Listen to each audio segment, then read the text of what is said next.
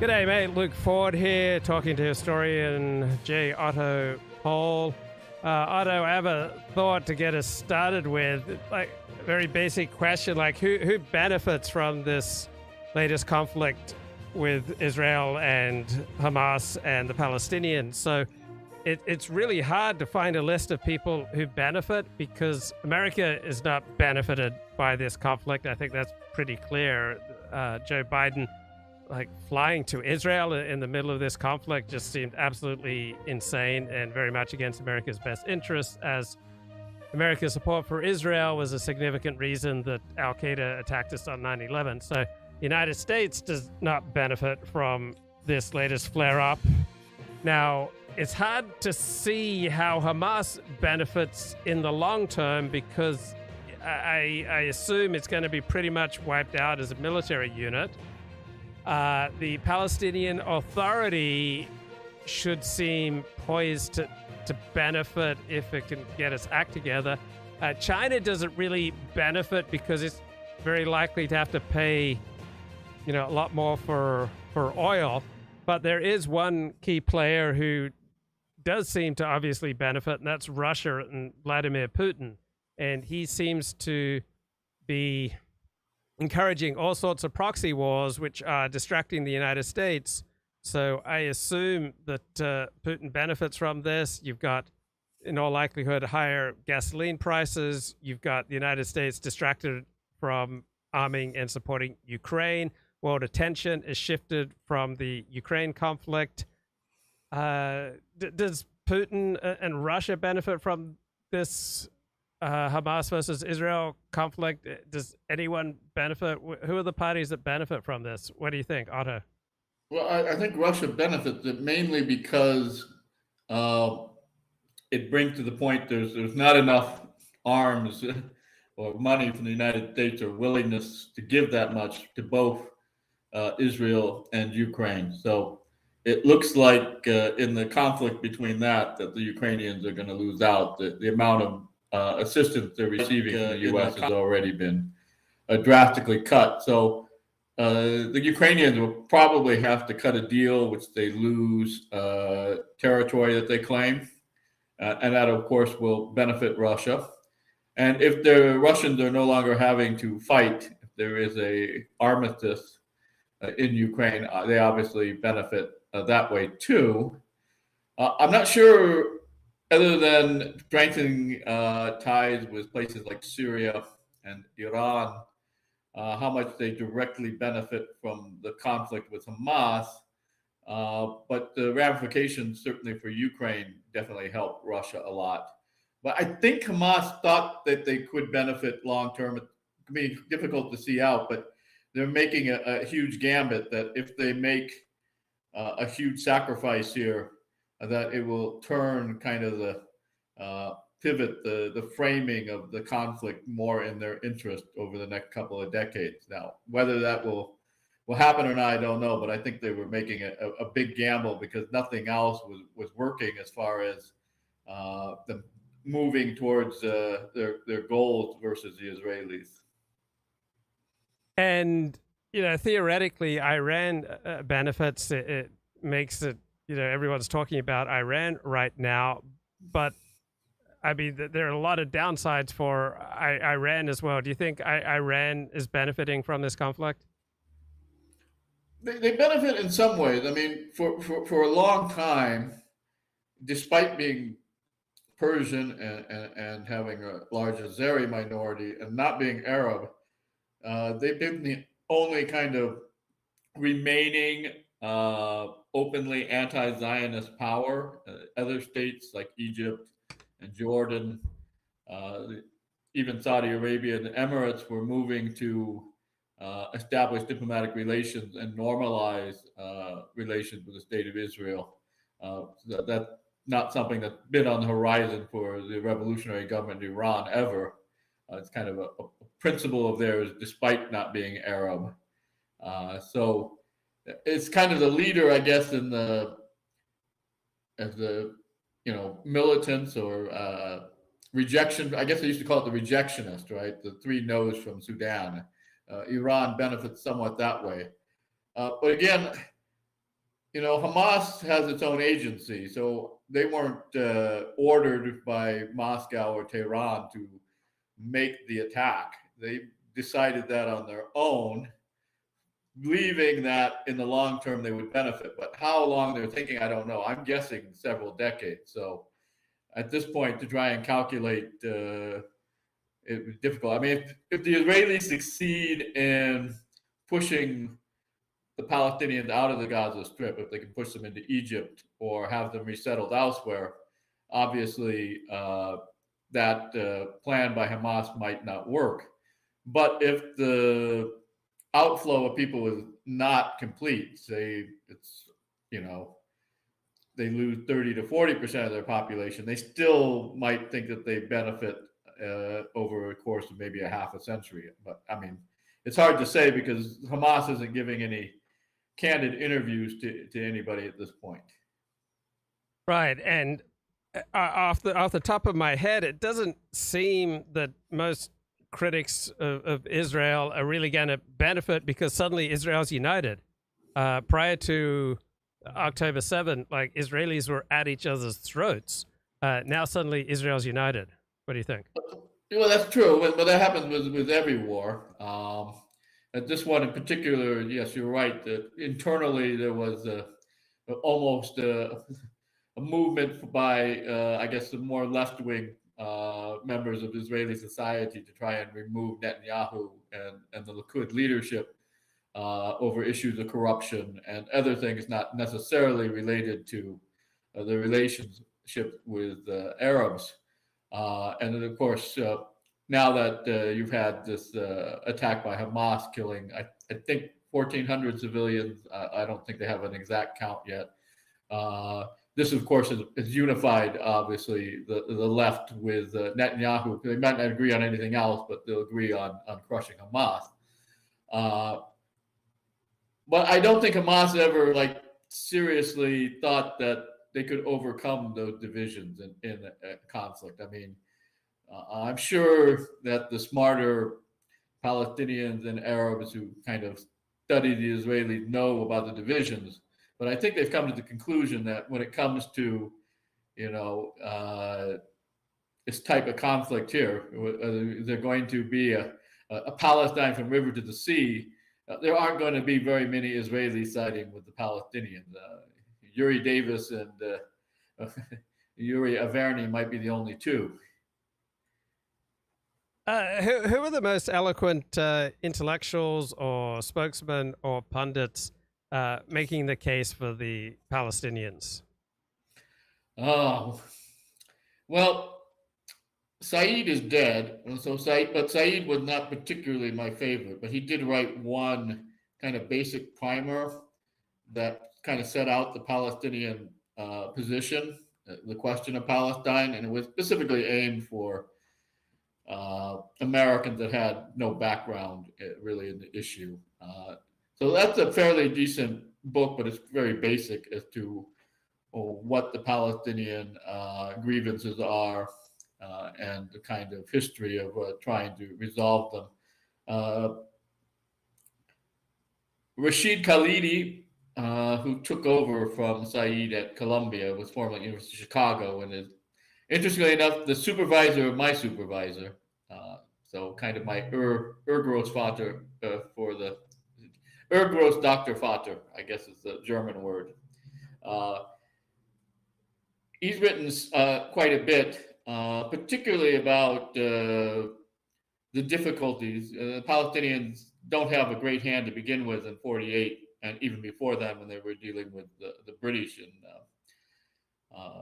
the mandate as far as having any powerful leverage. But there's also the problem, as I said, their own leadership has created a number of obstacles for them as well. If they had had better leadership in an organization, they might have been in a much better position. I'm not going to say that all the agreements offered were that great, but there were a couple of them were certainly better than being bombed into rubble currently. Yeah. Now, how about the Palestinian Authority? Does it benefit?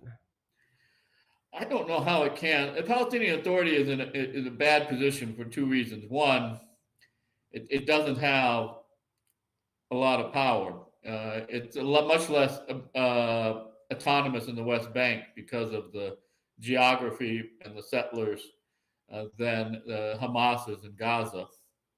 But also, it's had very corrupt leadership. So the question is, I mean, and this is why Hamas won the election, that the one election that they did have in Gaza, is that a lot of the Palestinians view the Palestinian Authority as corrupt and only for its own benefit, rather than to press any type of fight against the Israelis or try and build or benefit anything for ordinary Palestinians on any type of scale. So this kind of just proves the Palestinian Authority even more impotent, right? Because it's not them that's doing any action. Whatever you may say about Hamas, they have certainly taken action. Whether this action will benefit them as an organization in the future, I don't know. Does it benefit the Palestinians? Probably not, given the fatalities they've already taken. It seems to have been a rather bad gamble if you're looking at it from a humanitarian point of view for the Palestinians. But again, I can't get into the heads of any of these people, and it's not like they were ever really open and honest about their plans.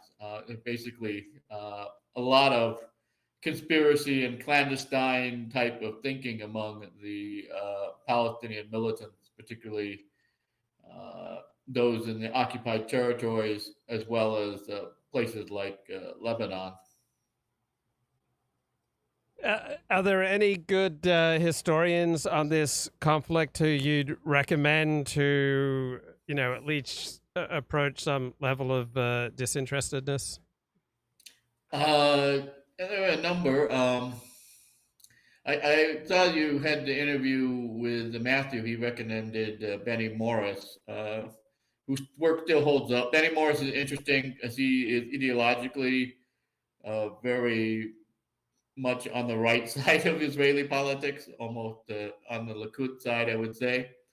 But he is a pretty honest historian, and so his work, I think, holds up pretty well as far as an honest narrative. And I would also agree with what little I saw with Matthew that, the Plan Dalit was not so much a plan by the top, but as giving license to the military on the ground to do it, which is one of the reasons why the ethnic cleansing in 1948 was not complete. There were military commanders who used their authority, particularly in Nazareth, not to push out the Arabs across the border into Transjordan or Syria or Lebanon. Yeah, I mean, Gaza just looks really weird when you look at it on a map, and so apparently Gaza is the result of Egyptian tanks pushing north towards Tel Aviv in the 1948 conflict, and where they was stopped essentially. Can you? I mean, it's such a weird looking location. Yeah, well, but it was part of the territory that was supposed to be when they had the partition, which never got off because the Arabs rejected it in part. I mean, that's part of the reason, but that the Arabs didn't want to give up any of the territory. It was to be given to an Arab state, so it was a larger territory than that. And then part of it was taken by the Egyptians in 48 when they invaded. And then it was never annexed to Egypt. It was under Egyptian military administration, but Nasser and Sadat never made it part of the Arab Republic of Egypt. And I mean, some commentators say that that Egypt hates Gaza more than Israel does. What's Egypt's relationship like with Gaza? Why doesn't it just, for example, take it over? I don't think they want the Gazans pushed into Egypt because they have no ability to take care of them.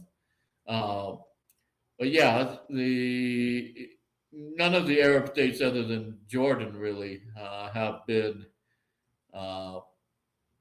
really strong on integrating Palestinians that were displaced in 48 and their descendants. So a lot of Palestinians have become Jordanian citizens, but that's not possible for most of them in places like Lebanon uh, or even Syria. So the Egyptians, of course, when they ruled Gaza, they never made it part of Egypt, and the Palestinians that were there, most of them refugees or displaced persons or expellees from what becomes Israel's area of control in 1949. None of them ever got Egyptian citizenship, or very few. Why wouldn't Egypt simply be willing to run the place? Like, don't most countries want more power and more space, even if they don't incorporate it into? I think because it'd be extraordinarily difficult, as they would have to overcome Hamas themselves. Yeah, so I mean, one incentive that's operating here is that Egypt's leaders don't want to get assassinated like Anwar Sadat. Is that fair to say? That may be a consideration. Certainly, there's been a long-term conflict between the Islamic and the Egyptian government going all the way back to Nasser in the 1950s and 60s.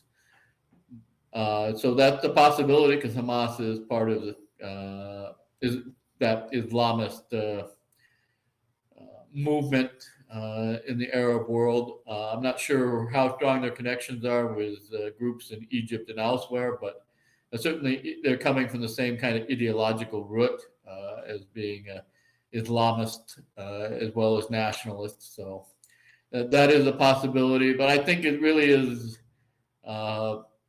Egyptian government likes the status quo over what it views as the possibility of change. In this case, if they had to deal with 2.1 million people in Gaza, it would not be to their benefit, they don't believe.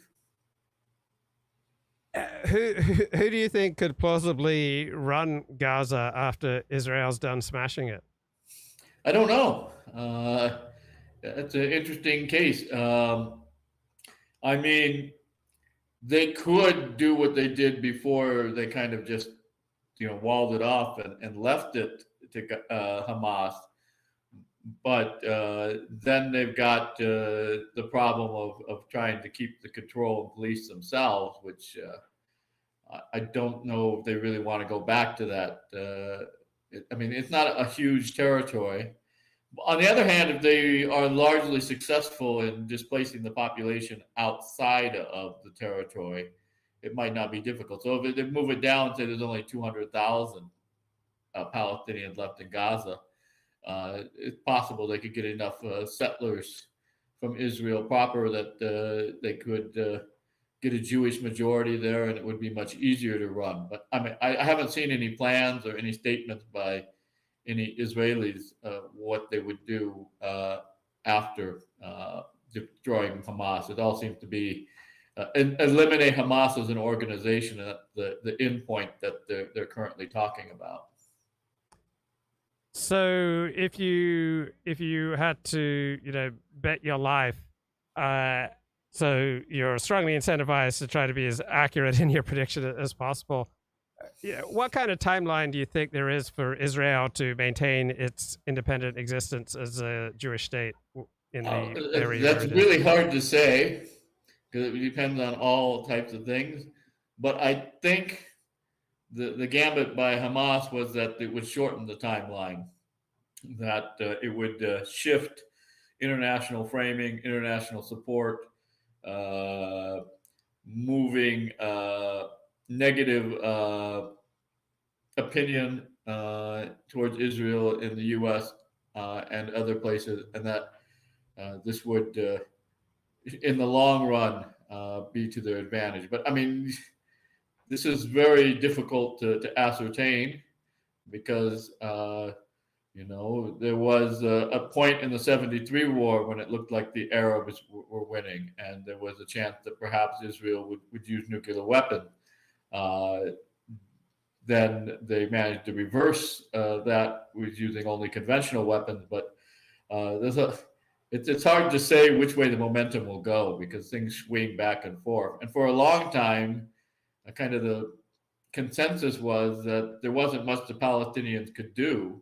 And they kind of just had to accept the status quo, and that Israel, within its the armistice borders of 49, would continue to do quite well, particularly in terms of economics and demographics.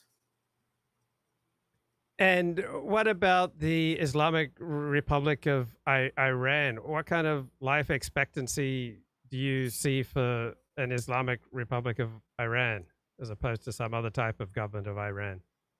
You know, that's again hard to say. It lasted a lot longer than many people thought. It wasn't overthrown as a result of the devastating war with Iraq, which caused immense damage in terms of loss of human life and infrastructure. So that government is a lot more resilient than it appears. But of course, things are not particularly good in Iran, and they haven't been for quite a while. When I lived in Iraq, you could look at the exchange rate for the Iranian currency and see that the standard of living was decreasing on a daily basis. Yeah. How does it stay in power? Do you think it enjoys general support of the Iranian people? Again, hard to know. Iran is even more difficult to kind of get a hold on than the Palestinian militants. So I think that there is some popular support. But I think a lot of it is like every other authoritarian regime, is mostly people are just not politically active. They're not. They're rather apathetic as far as their actions towards government, and so this is plays into the advantage of any existing government that lots of people aren't going to oppose it, even if they don't love it.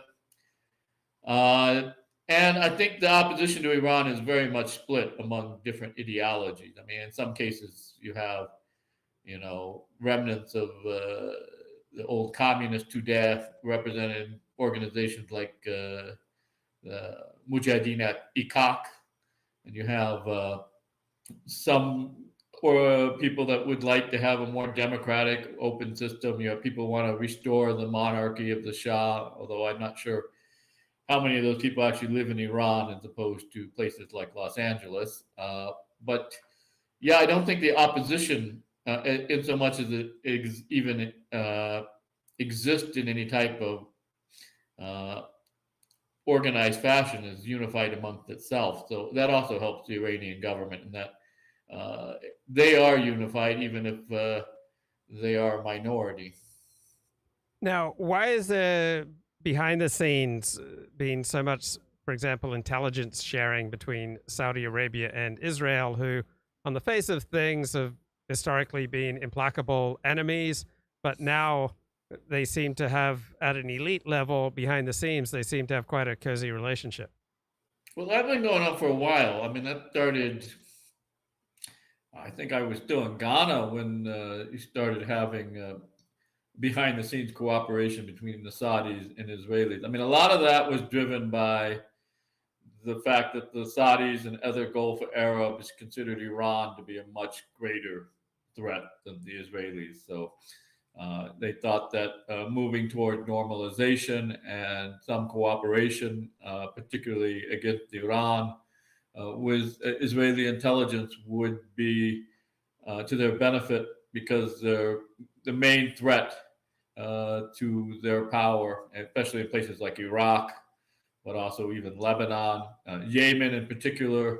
There was a expansion of Iranian influence at the expense of the Sunni Arabs.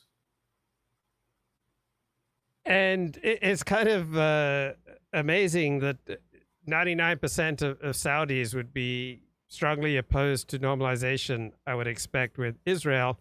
And yet it could very well happen because in Saudi Arabia, but also in the United States, like popular opinion really doesn't count for much with regard to foreign policy.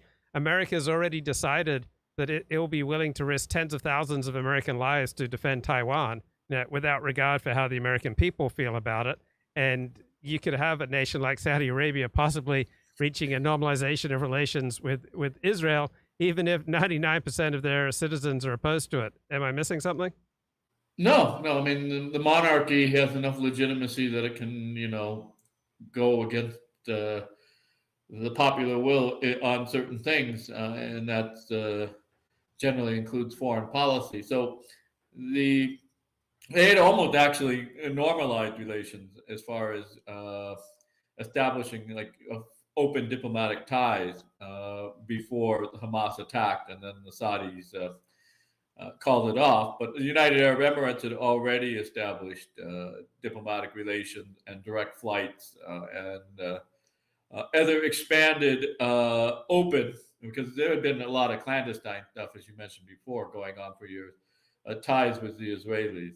So, yeah, the Arab street is much more anti-Zionist than the Arab governments.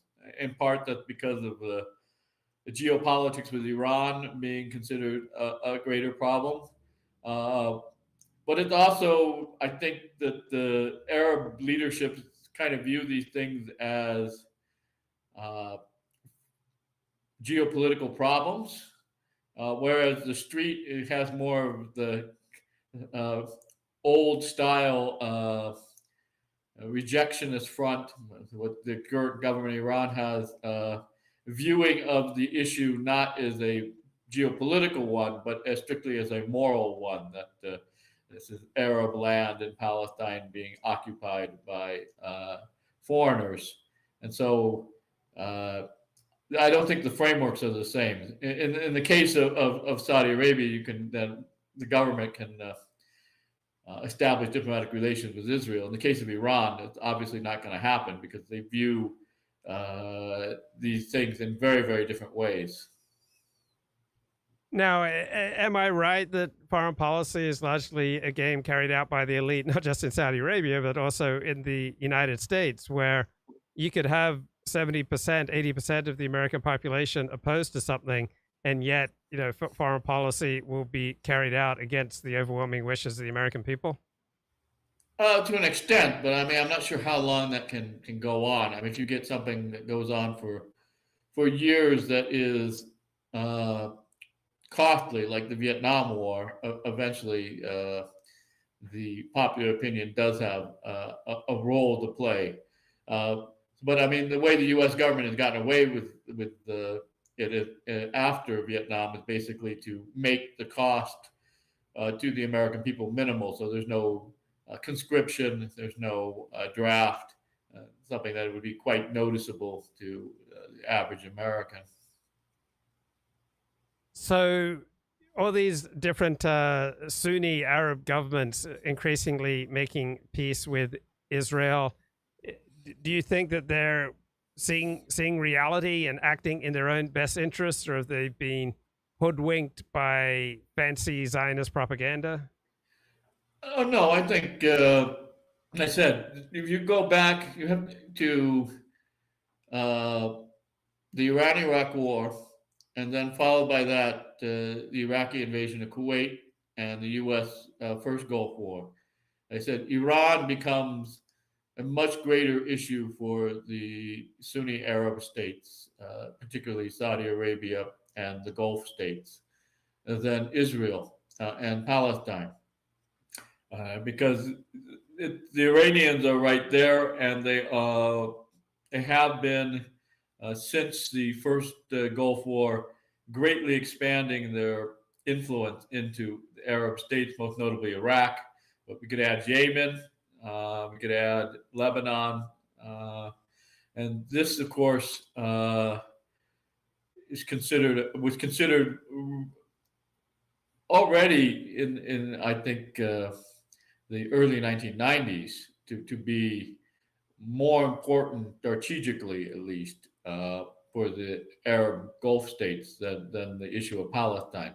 The issue of Palestine, as I said, for the Arab world, most of the time it was put in the framework not as Israel is a geopolitical threat to the Arabs, although you could make that argument for places like Jordan, Syria, and Lebanon on the borders, but that this is a moral issue, right? That the cause of the Palestinians is the cause for all the other Arabs, but that doesn't really work long term because Pan-Arabism breaks down along all kinds of divisions and lines, including, well, if we're in a conflict with Iran over Iraq and Yemen, maybe it's better if we have some normalization with the Israelis to help us. I mean, so I think, though, that was also one of the considerations of Hamas is that they wanted to kind of derail this because if all of the Gulf countries, but most notably Saudi Arabia, were to kind of go the way of Jordan and Egypt and to formalize a peace and normalize diplomatic relations with Israel, it would basically remove what remains of Arab state support for the Palestinian cause. Yeah, I mean, there's probably a lot less support for the Palestinian cause among Sunni Arab elites privately than the words they may give publicly. I mean, privately, they're probably on Israel's side to a large extent when it comes to dealing with Hamas, for example. Is that fair? I don't know so much that, but yeah, there isn't any love lost between the Palestinians and the leadership of the Gulf countries, including Saudi Arabia. They have in the past supported them, but they said for a long time these governments were looking at Iran rather than Israel as their main opponent in the region. So the war in Yemen is basically a war between Saudi Arabia and Iran through proxies. Now, why do Saudi Arabia and Iran just hate each other and are obsessed with fighting each other? Is it primarily over different interpretations of who is the true descendant of the prophet? Or... I think that's part of it as far as the kind of ideological cover, which goes back a bit deeper. Iran is mostly Persian, about half, but a lot of the leadership are Turkic, whereas obviously Saudi Arabia is Arab. But no, I think it has to do with the great expansion of Iranian influence since the end of the Ba'athist regime in Iraq, that they have managed to greatly increase their influence on the ground in Iraq and Yemen and Lebanon. So Hezbollah is allied with Iran. The Houthis in Yemen are allied with Iran. There are all kinds of militias, including the Hashd al-Shabi, which was organized by Soleimani in Iraq. So, there's a Shiite crescent today is infinitely larger in the Arab world as far as having Iranian political influence than it was 30 years ago. And didn't China broker some kind of peace deal between Iran and Saudi Arabia in the last 6 months? I think so. Yes, there is been a movement. I mean, and this is again the Saudis' leadership taking a better, more pragmatic approach to geopolitics. Obviously, when you look at just the human resources of Iran compared to Saudi Arabia, the Iranians have the long-term advantage. They also have a more diverse economy, in fact, that they have some industrial capacity, including for armaments manufacturing, whereas Saudi Arabia imports almost everything in exchange for oil. The Saudi leadership would like to not be in conflict with Iran over these regions in Iraq and Yemen and other places. So if they could have a peace with everybody in the region, that would greatly benefit them. If nothing else, they could greatly reduce their expenditures on armaments. Now, there seems to be an enormous anti-Iran, enormously funded, though not enjoying necessarily widespread popular support. There seems to be a very effective, dominant, like anti-Iran, anti-Russia ideology that seems to dominate our news media, and I assume it reflects much of the foreign policy establishment. Like, what's behind the visceral hatred for Iran by a tiny number of people who then get to have disproportionate influence? Yeah. Well, I think there's like two things going on. One, there's kind of like the never forgiving for the 79 hostage crisis. Mm-hmm. That seemed to have been a turning point for a lot of people. The kind of the realization that not everybody overseas loves the United States, and that a number of our policies, in this case, our long-term support for the Shah of Iran, were not popular with some people, not popular with the Iranians under Ayatollah Khomeini, who established the Islamic Republic of Iran. So that's one thing going on. This kind of that the Iranians did us a wrong that hasn't been righted yet. The other thing I think going on is that in the region, the only real competitor to the United States, and we ceased to, and they came about as a result of getting rid of our previous police dog in the Persian Gulf, the Shah of Iran, Mohammad Reza Pahlavi, is Iran. So, I mean, you look at, as I said, the other states, most of the Arab states, Egypt certainly, Saudi Arabia certainly, places like smaller places that are rich like Qatar and Bahrain, United Arab Emirates. These are all pretty much in the U.S. camp. Some of they might dissent on some things, but they're more or less supporting the U.S. Kind of the desired New World Order after the Second World War. So this came late for Egypt, not until Sadat, but it was always the case for Saudi Arabia since the 1943 agreement with FDR and the King of Saudi Arabia.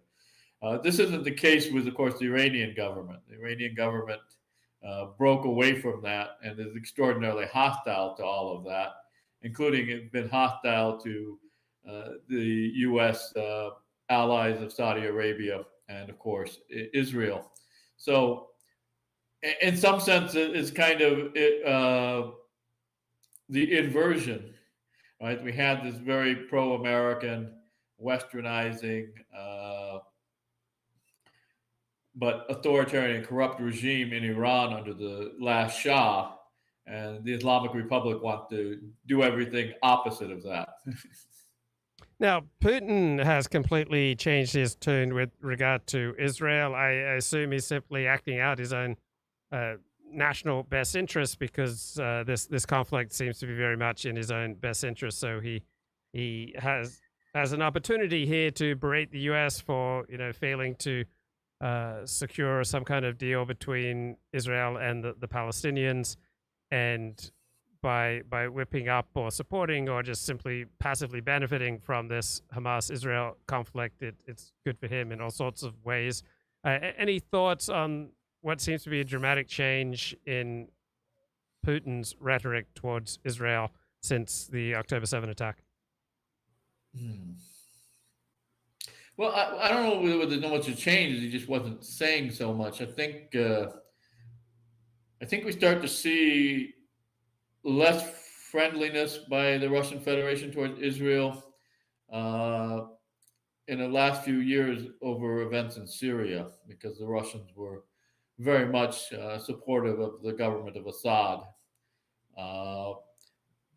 but yeah, now the Russians have backtracked publicly a lot on the more friendly, normalized relations that they established after the end of the Soviet Union, and got kind of back to the Soviet anti-Israeli, pro-Arab stance that existed from 1950. 54, 55, when the Czechs sell arms to Egypt, all the way up until the collapse of the Soviet Union, but particularly after 1967, with the Six-Day War, the Soviets were very much in the Arab camp as far as who they supported at the UN and with armaments. Now, just as soon as the October 7 attacks happened, a dominant part of the news media wanted to blame the attacks on Iran. The Wall Street Journal, read where the story had essentially been overseen by Iran. But Hamas is Sunni, Iran is Shia. There is obviously some cooperation and some mutual interest, but Hamas, by no stretch of the imagination, Hamas is no proxy for Iran. Is that fair to say? It is, but the Iranian government, on the issue of who they support, as far as particularly sub-state actors, the guerrillas and terrorists, is very pragmatic. So when I lived in Iraq, I lived in what was called the Green Zone of the Kurdish region, which is controlled by the Patriotic Union of Kurdistan. Now, this is supposedly a social democratic organization that had previously been a Marxist-Leninist Maoist organization. And most of the people that are Kurdish are Sunni. But none of this mattered. The Iranians supported the Patriotic Union of Kurdistan going back to the war between Iran and Iraq, because it was to their benefit to have, a powerful Kurdish guerrilla army in the region of Sulaymaniyah that it could cooperate with. So the fact that they were Sunni, the fact that their ideology was completely secular and maybe even anti-religious, did not bother the Islamic Republic of Iran at all. Yeah. Yeah. And why do you think Hezbollah hasn't gone all out against Israel? I think because they don't see any advantage of it for Lebanon. I mean, if they were to attack northern Israel, then the Israelis might turn southern Lebanon into a second Gaza as far as airstrikes. And there was a time when southern Lebanon was militarily occupied by the Israelis. It took quite a while for Hezbollah to remove them from southern Lebanon. I don't think that they really want to repeat that. So I think they're being cautious that this is the fight for Palestinians, not for the Lebanese Shiites, because they actually don't want to provoke the Israelis. I mean, at this point, the Israelis aren't going to lose anything as far as public support over humanitarianism if they extend bombing into Lebanon as well as Gaza. So I think we're seeing a lot of prudence and caution by the leadership in Hezbollah that they would like to avoid being in a conflict, which would, even if they won, it would be a very Pyrrhic victory because they would take a lot of losses. What's the status of the Kurds? You used to live amongst the Kurds. You taught at university with the Kurds. What's been going on with the Kurds? The Kurds? Yeah.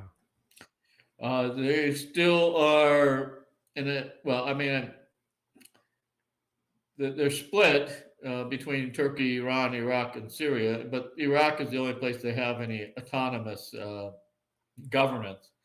But they are still in kind of the same uneasy relationship with Baghdad as to exactly which powers are federal and which powers are to be allocated to the Kurdish regional government. There isn't been a movement in a while to go for formal independence from the Iraqi Kurds. The last one was when they had the referendum when I was there, which led to the loss of Kirkuk to Baghdad from the Peshmerga being defeated by, well, Peshmerga being betrayed basically by Bafal Talabani and the Hash al-Shabi taking the city of Kirkuk. But yeah, it doesn't seem like they're making any movement of progress. People tend to forget about the Kurds when other things happen in the Middle East.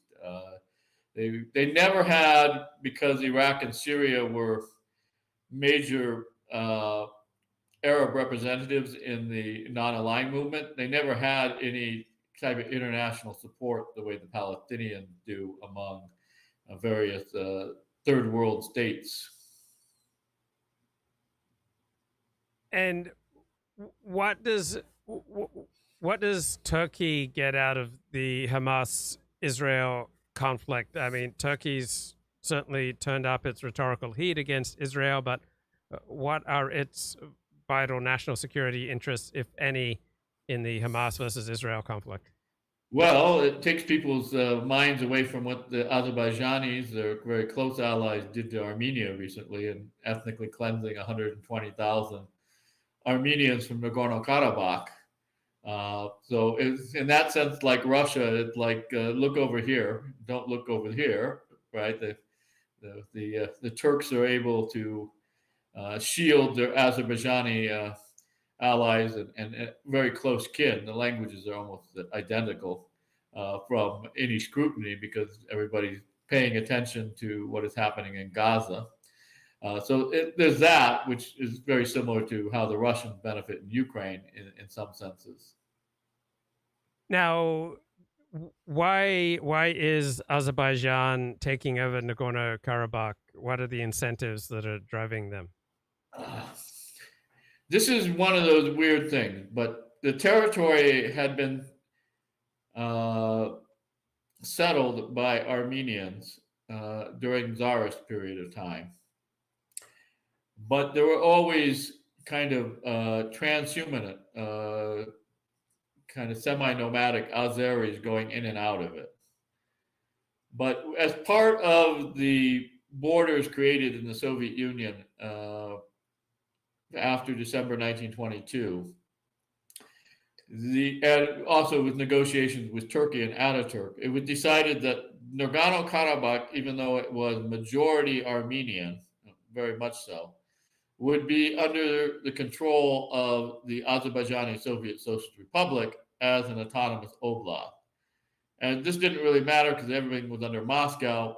But then in the 80s, there was a big push by the Armenians for greater sovereignty that would include putting the Armenians who in Nagorno-Karabakh under the rule of Yerevan in the Armenian Soviet Socialist Republic. So from 1988, you see this push, and when the Soviet Union falls apart, there's a war between Armenia and Azerbaijan, and the Armenians militarily take Nagorno-Karabakh and the territory between Armenia and Nagorno-Karabakh as link it. But because the borders were whatever existed on the Soviet Republic lines, that was what was internationally recognized, Nagorno-Karabakh was recognized still as part of Azerbaijan.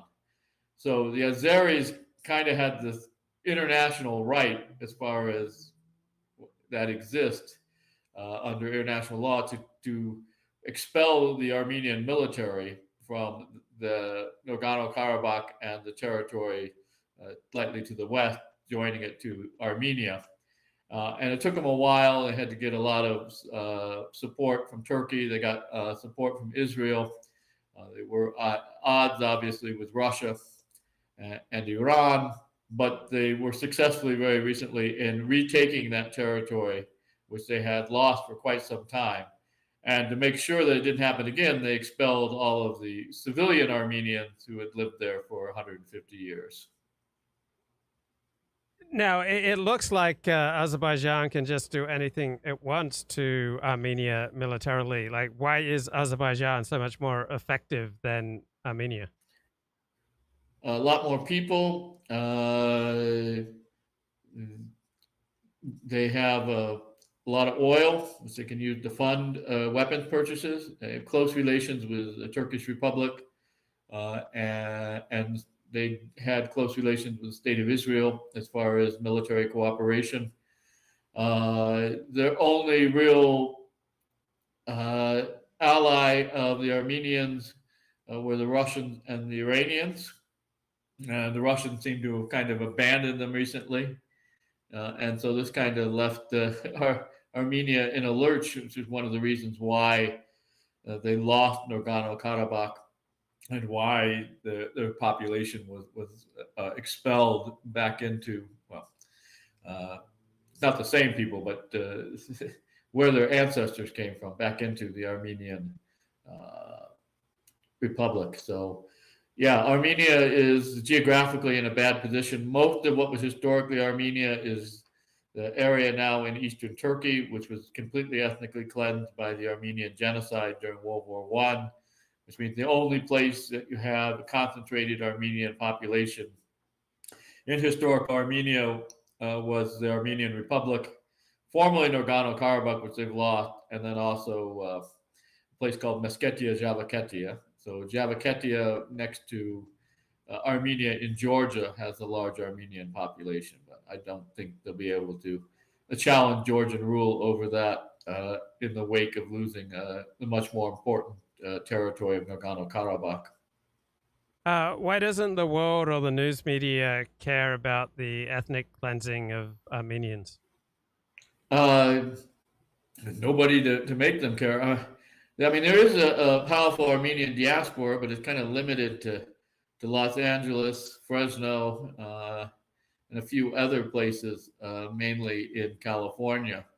So they certainly don't have the type of international reach that either the Jewish pro-Israeli lobby or the Arab pro-Palestinian lobbies have internationally.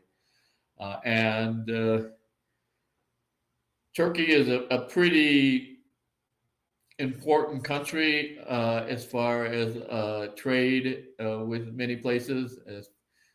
So a lot of people just don't want to, I mean, it's already a fait accompli. They don't want to upset the Turks. There's always been a long running issue of the recognition of the Armenian genocide, which kind of strange, because historically, obviously there was a genocide, but the Turkish government, in kind of a just power flex, just denied it completely and did a lot of lobbying to prevent other governments from recognizing this historical fact. And why would Israel have an interest in supplying Azerbaijan? There has been, I said, the geopolitics. Turkey, for a long time, was a close friend, relative, at least much more friendly than any of the Arab states with Israel. They had full diplomatic and trade relations.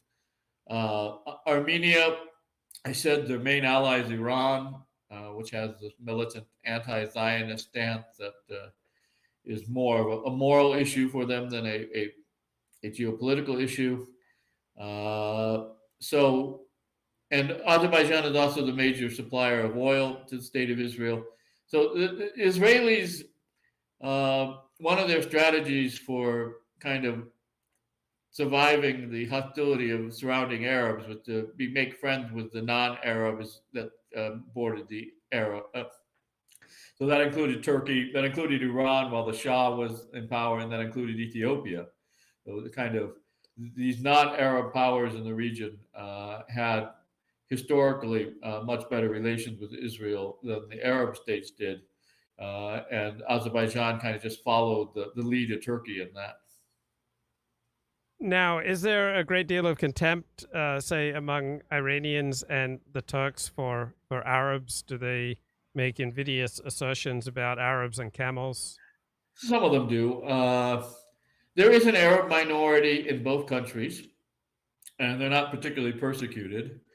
But you do hear, Turks and Persians tell Arab jokes. You also tell them jokes about each other. And there's also the fact that the minorities that the Turks and Iranians are most concerned about are not the Arabs. In both cases, it's really the Kurds. And the Kurds, I think, have probably the best kind of take on this kind of interethnic conflicts. And they said, Well, we don't mind so much when the Arabs oppress us because they are uncivilized and uncouth people. So what could you expect of them? And the Turks are even worse. But it's a shame that such civilized and cultured people as the Persians would oppress their Kurdish brothers. Now, who needs each other more? Does Turkey, does NATO and America have more need for staying in Turkey's good graces, or does Turkey need to stay in NATO and America's good graces? Because Turkey does not speak like a typical member of NATO. Yeah, so Turkey has moved more towards the Middle Eastern and Central Asian and Caucasian pivot uh, for the last 3 decades because of their blocked admission to the European Union. So it's obvious they're never going to become a member of the European Union. So they have expanded their relations with countries to the east and the south as kind of a way to make up for this.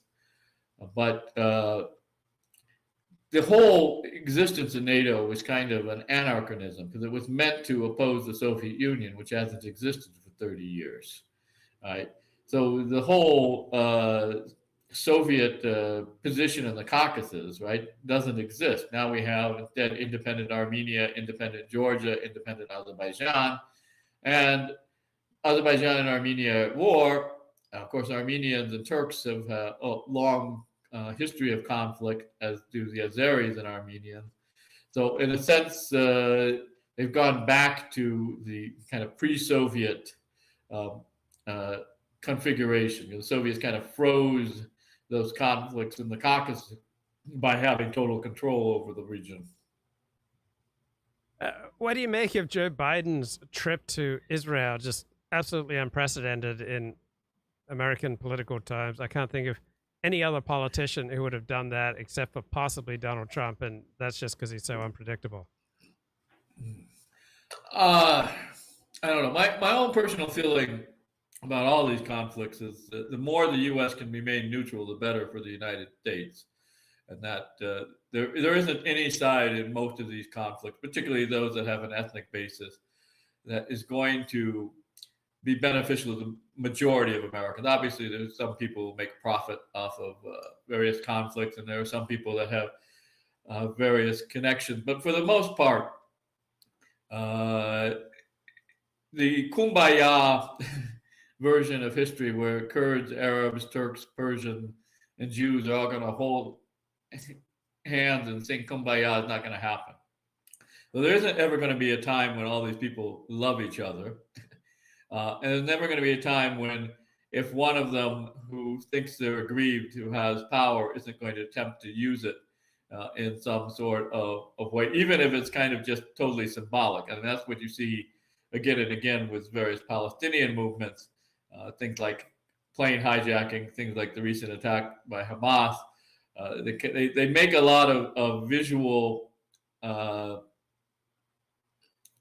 attention for the world, and they can sometimes kill quite a few civilians, but we're no closer really to a Palestinian state today than we were in the 1980s, and arguably we're much further away from it than we were at the beginning of the 2000s.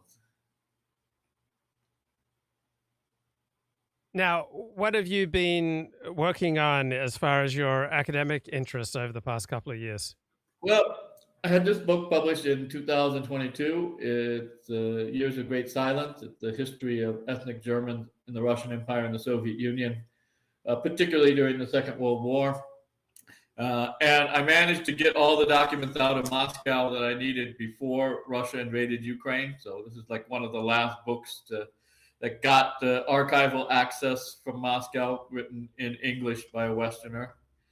So that's been out since March 2022.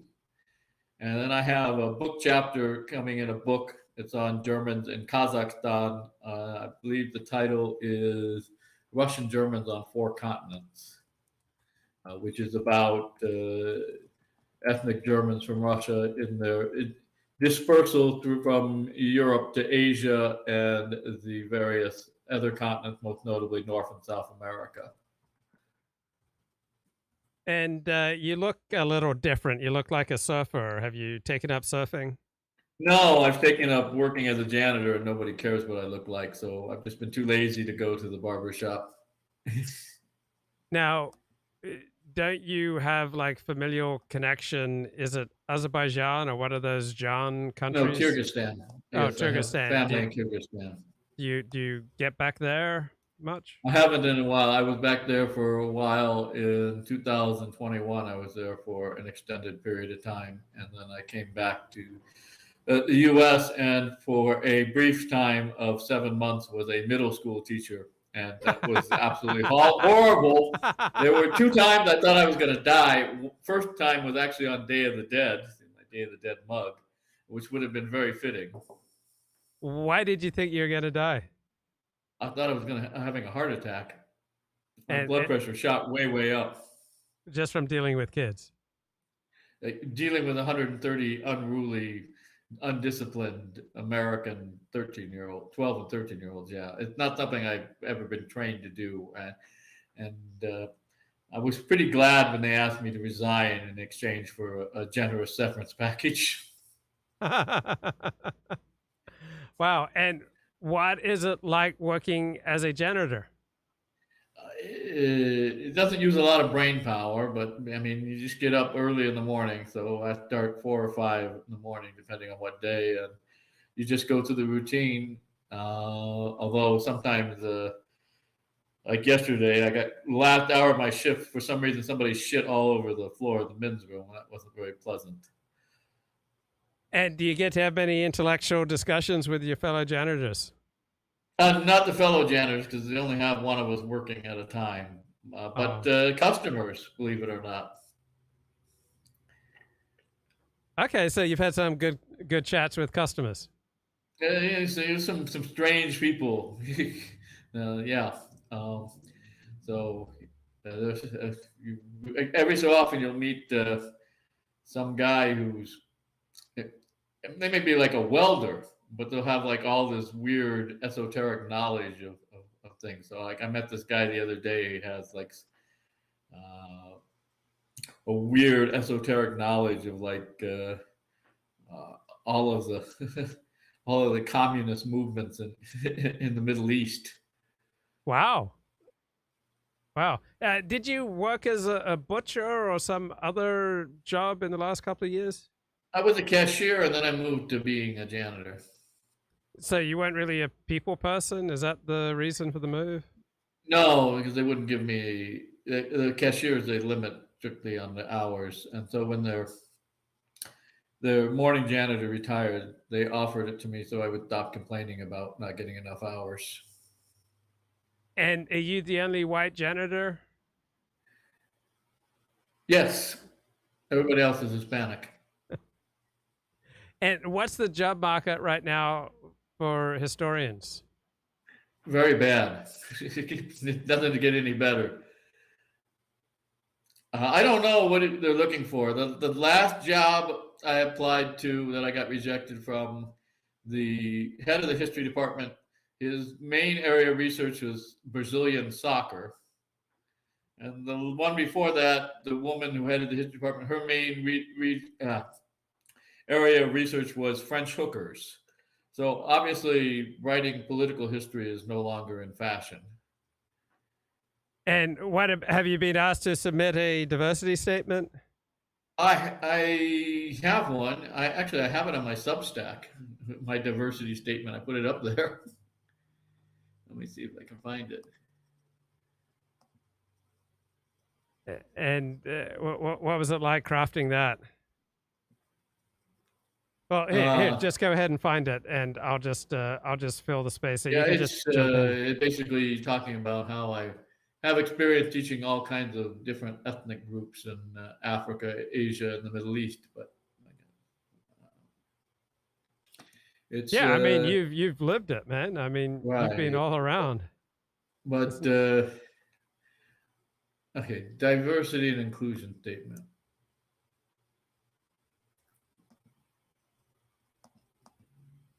I'll put it in the chat. That's what I'm anticipating. Perhaps I'm going to say the funniest outcome is that's not who the moons are named after. But that was my problem when they interviewed me for the job here for a middle school teacher, right? Yeah. It was all on, can you handle diversity as far as the Hispanic population? But there was nothing on, can you handle very unruly 12 and 13-year-olds who are going to be completely undisciplined? Yeah. And how is your social media and Substack and Twitter and online presence, has that affected your ability to get a job as a historian? I don't know. Probably, but it's hard to say whether anybody pays attention to it and whether it makes any difference at this point. I'm now in my 50s, so probably unlikely that I will get another academic job in my working years. But it comes and goes. For a long time, there was absolutely nothing for Russian and Soviet history, and then with the war in Ukraine, there was a few jobs. I think I applied to 5, but now the war is ending, so it looks like they're all going to dry up again. Are you willing to head back overseas to teach history? Sure, but those jobs have dried up too. I mean, before the Putin invaded Ukraine, I had a couple applications in Moscow and Tumen, but they stopped hiring Americans when the U.S. Came out in support of Kiev against Moscow. And I mean, Norman Finkelstein didn't get tenure at the University of Chicago. I believe that Alan Dershowitz was a prime mover in trying to deny him. Daniel Dresner didn't get tenure at the University of Chicago. It's thought in large part because he was writing a blog. I believe that Eric Siegel was an assistant professor at Yale in the English department, but when he published Love Story and it became a huge popular success, that just doomed his chances of getting tenure. Can you talk about the academic attitude towards popular success and how that kind of hurts your standing as an academic, or it can? I don't know. I really, my entire academic career was as far as being in any institutions and being able to see directly on the inside with outside the United States. So I did my PhD and master's in London, and then I taught in Kyrgyzstan and Ghana and Iraq. But you do seem to have in the English-speaking world these kind of pop star professors at some of the bigger universities. We already mentioned Edward Said, who probably was far too much on the popular side and far too little on the scholarly side as far as his work. But there are people, Timothy Snyder at Yale, for instance, is very well known now, mainly because of his punditry, which I don't think much of. But his book, Bloodlands, which was quite good, I thought, became very popular. His next book, Black Earth, I haven't read yet, but going from the titles after Black Earth, he doesn't seem to have done much historical scholarship as opposed to polemics. Do you have any idea what are the odds for someone getting a PhD from, let's say, a top 50 worldwide university? What are their odds of locating a job in the first world as a history? For academic history, they've been getting smaller and smaller just because. So the job that I applied to, that was the department is run by the Brazilian football expert, for a entry-level position to teach Russian, Soviet, Eurasian, and East European history. They received 110 applications. Wow. For one job. And I've seen where there's been more, 200 and plus. So That's very different than most of the economy. I mean, when I applied to be a janitor, there was one applicant.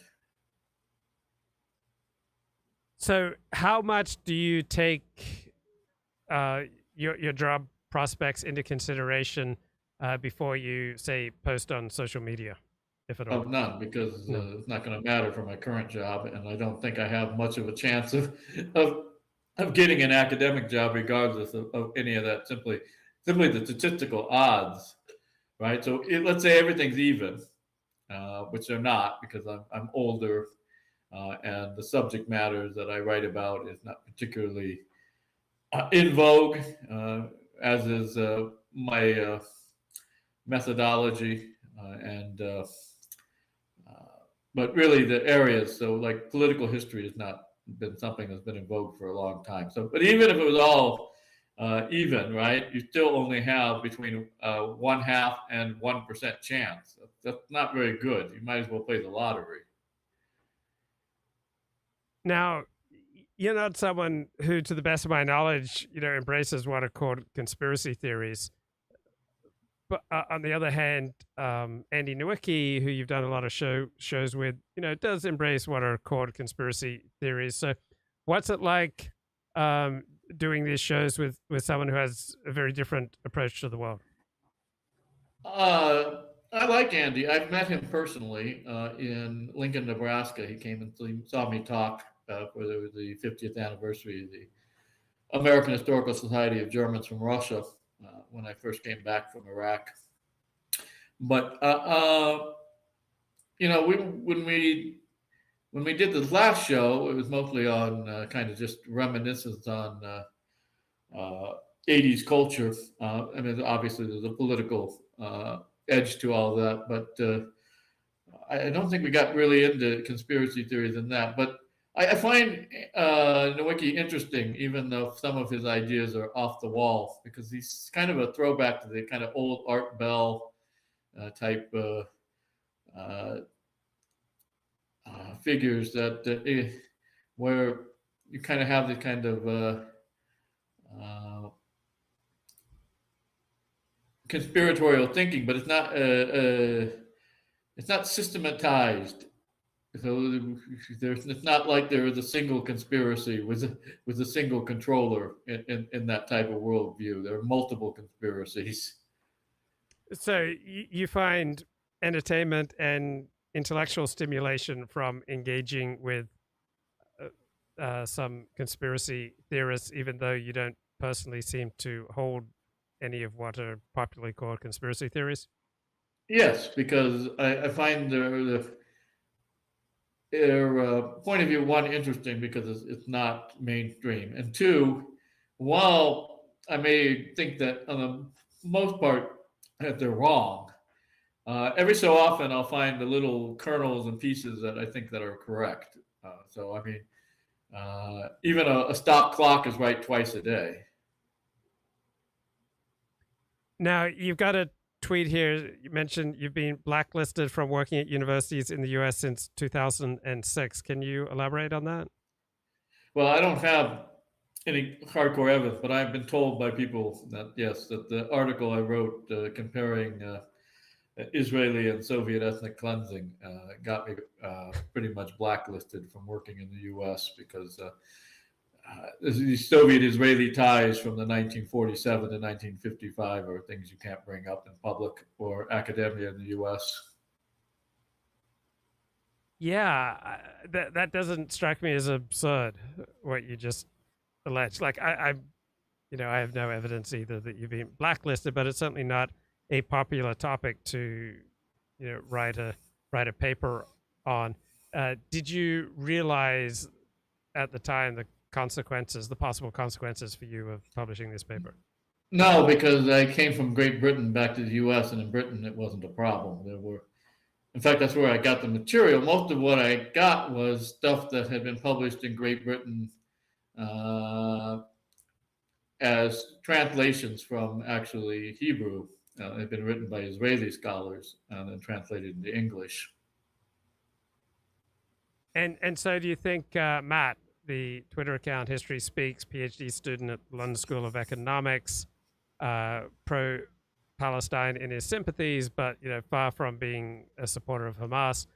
Do you think he is putting his future job prospects as a historian at risk by publicly taking a pro-Palestine line?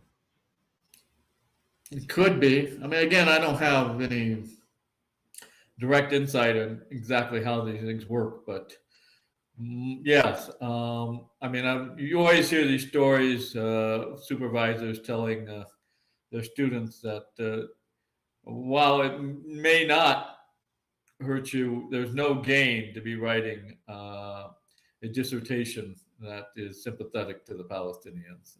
So that's one of the reasons why, as I said, you see more of the more kind of controversial stuff in other countries, including Israel itself, where the historians seem to have, in some cases, more leeway to criticize Israel than in the U.S. But it's not. I would say that, yeah, he probably has put himself on the radar as somebody that has a number of disagreements with existing academics who would have power within a search committee. Now, he may be able to find a job. I can't, I'm not going to say that he's doomed himself completely, but if he was only about career rather than his having a strong, I guess, moral position, he would have been better off, I think, just not mentioning it. And not that that's the only thing he's done. He's done a lot of conversations, I guess the word to say, or debates with Holocaust deniers. And I'm not sure that really helps him either. Not that what he said in those things is controversial, but just interacting with those people. Now, at Harvard University, I think the day after the October 7 attacks by Hamas in southern Israel that apparently killed about 1,400 Israelis, approximately 32 Harvard clubs came out and said that this conflict is 100% the fault of Israel. Then there were all these billionaires who said they were no longer going to fund Harvard in any way or establish chairs that they were subsidizing at Harvard. And then you had students' names and faces being put up on trucks that were driving around the Harvard campus, and you had billionaires on Wall Street saying we should never hire any student who signed on with this pledge saying that the Hamas attack was 100%. That was from the law school, right? Yeah. Any thoughts? Well, I mean, Harvard has a huge endowment, so the billionaires cutting off their funding isn't going to hurt it in the short run, and maybe not even in the medium run. But yeah, I was kind of surprised that there was so much open support of the Palestinian side and demonstrations against the Israeli action on U.S. university campuses. Such things have happened in Great Britain, of course, and in Europe, but I don't remember in the U.S. it being an issue that motivated people to demonstrate before. But again, I was out of the country for 12 years, so this shift seemed to have occurred kind of during that time as far as the framing and outlook of many people. So much of the Democratic Party's funding comes from Jews, and about a quarter of Republican funding comes from Jews. But the rank and file of Democrats seems to be much more pro-Palestinian than pro-Israeli. You think I'm touching on things that are reasonably accurate here? Yeah, I do. Well, first of all, it is not controversial that the relations between Jewish Americans and Black Americans have not always been smooth. And of course, Black Americans are one of the core constituencies of the Democratic Party, and a number of Black Americans that are politically active as far as leading interest groups also in the Democratic Party are not favorable to the Israelis. So these people like Cornel West, who actually probably going to run third party, but you can see there's kind of the black intellectuals since maybe the late 60s, kind of a third world solidarity, have been much more pro-Palestinian, pro-Arab than they have Israeli. I think also there's the growing Arab population, which isn't very large, only about 1% of the U.S., but it's concentrated in Michigan, which is a pretty important state as far as electoral votes. So you see people like Oshida Tlaib, who is a Palestinian ancestry from Dearborn. That's a pretty safe seat. There's no way that a pro-Israeli lobby could really unseat her from an Arab majority district.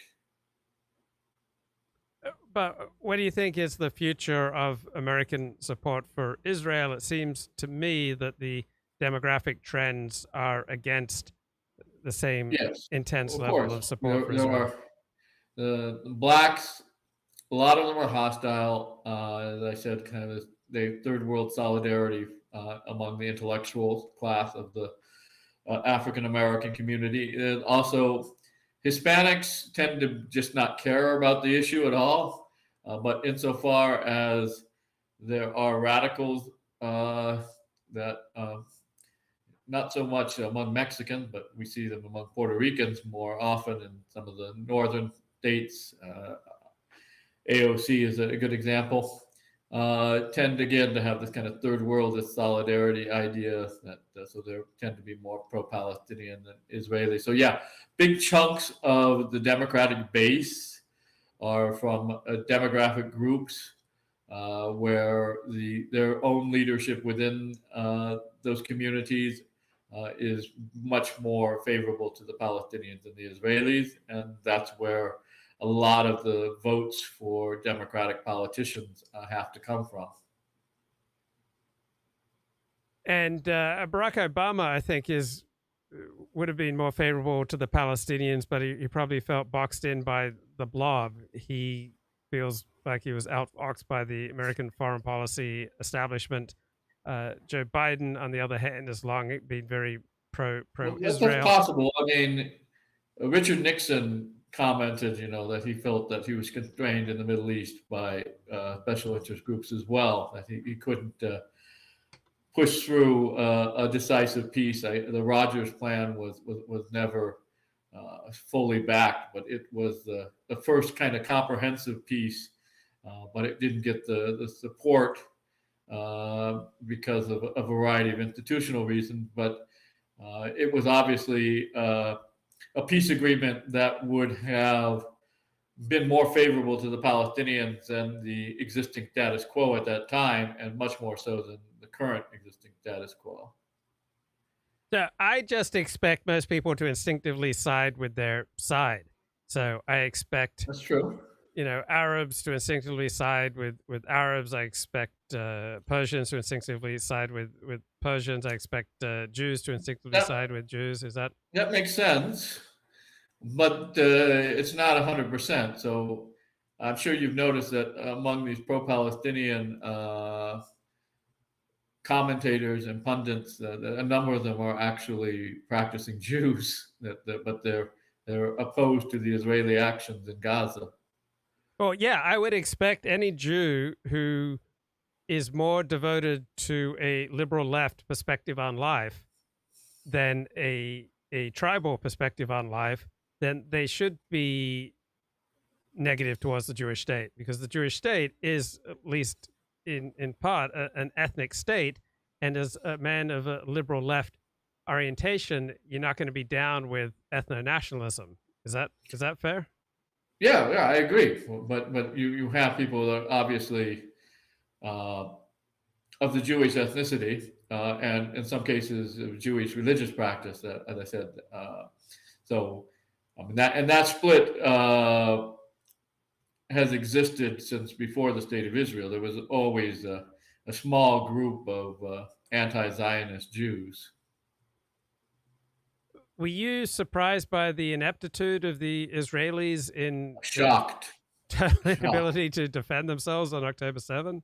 I was shocked because there's a lot of conspiracy theories which I'm not buying that the Israelis allowed it, but the alternative is that they became so complacent that they were unable to stop the type of attacks that they've been stopping since really 1949, right? So if you look at their history, they've had a pretty good record of stopping border incursions. There's never been a case where they've managed to go into cities and start killing people in their own houses and attack military bases.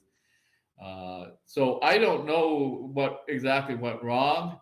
I'm hesitant to say that it was deliberately allowed so that they could have a solution to the problem of Gaza by forcing the population out into Egypt.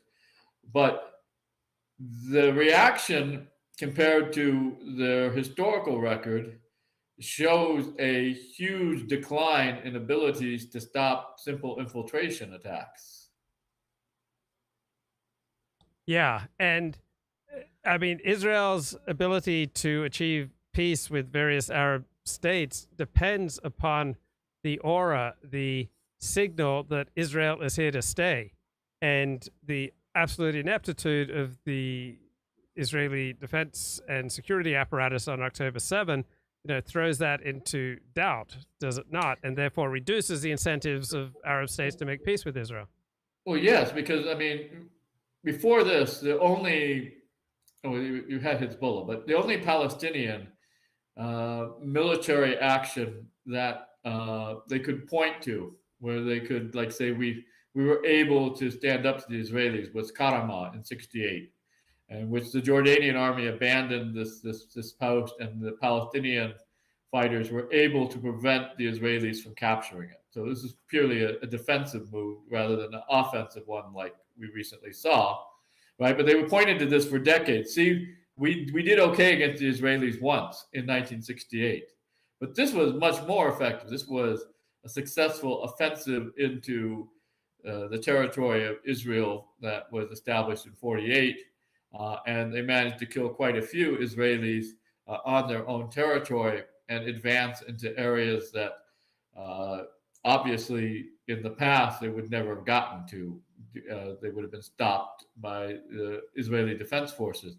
So this is, I think, was the gamut. If they could have something like this, for centuries they can always point to it and say the Israelis are not invincible. We managed to cause a great damage to them once. Yeah, and so I mean, if Israel looks weak, then they're much more vulnerable as opposed to when Israel looks strong. Also, Hamas. Absolutely, absolutely. One of the things about if you can stop the attacks before they start get into the interior, especially, at most before we were talking, dozens of people killed. This is 1,400 people killed. You lose your deterrent effect because now it says, well, if Hamas can do it, then maybe Palestinian Islamic Jihad can do it, right? So, and if they can do it, maybe the Popular Front for the Liberation of Palestine can do it. It's an incentive for everybody to try. Yeah, and Hamas also had to signal something too, that it was relevant, right? What? Hamas has to send out signals that it's relevant, that it can affect, well, absolutely. And as I said, what everybody kind of thought was going to happen, kind of the consensus view of the future was that the Palestinians were going to remain cooped up in Gaza and the West Bank and not be able to effectively take any action against the Israelis, while at the same time the Israelis within Israel itself were strengthening themselves, certainly demographically, with increase in Jewish birth rates and the increase in the Jewish percentage versus Arab citizens of Israel, but also doing quite well economically. It was about ready to establish open trade with Saudi Arabia. What's the status of the boycott, divest, sanction movement that it has elicited such strong opposition in the United States? Makes me think that this has been a very effective tool against Israel.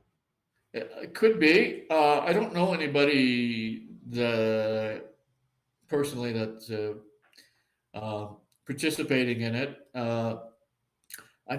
There's not like a huge number of Israeli goods that American consumers come across. I mean, I see Sabra hummus, and that's the only one I can think of off the top of my head that is carried in our store. But I suppose if it were to be organized the way the anti-South African one was, and you start having universities get rid of stocks that have investments in Israel and that type of thing, that it would start to put a squeeze on Israel. But it hasn't had the type of effect that the South African movement had yet.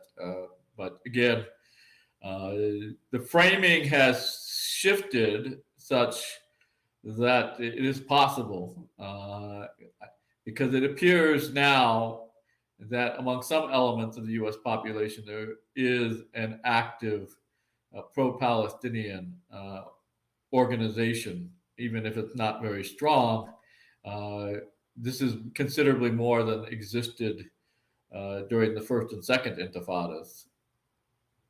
Now, Israel is strongly incentivized to be fairly brutal in its put down of Hamas, because does it not need to signal to its enemies, this is what we'll do to you if you hurt us?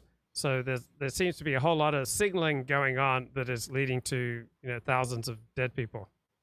I suppose part of it is signaling to try and reestablish deterrence, but also I think their ultimate goal is they would like or as many as possible of the Palestinians living in Gaza to be moved out of Gaza.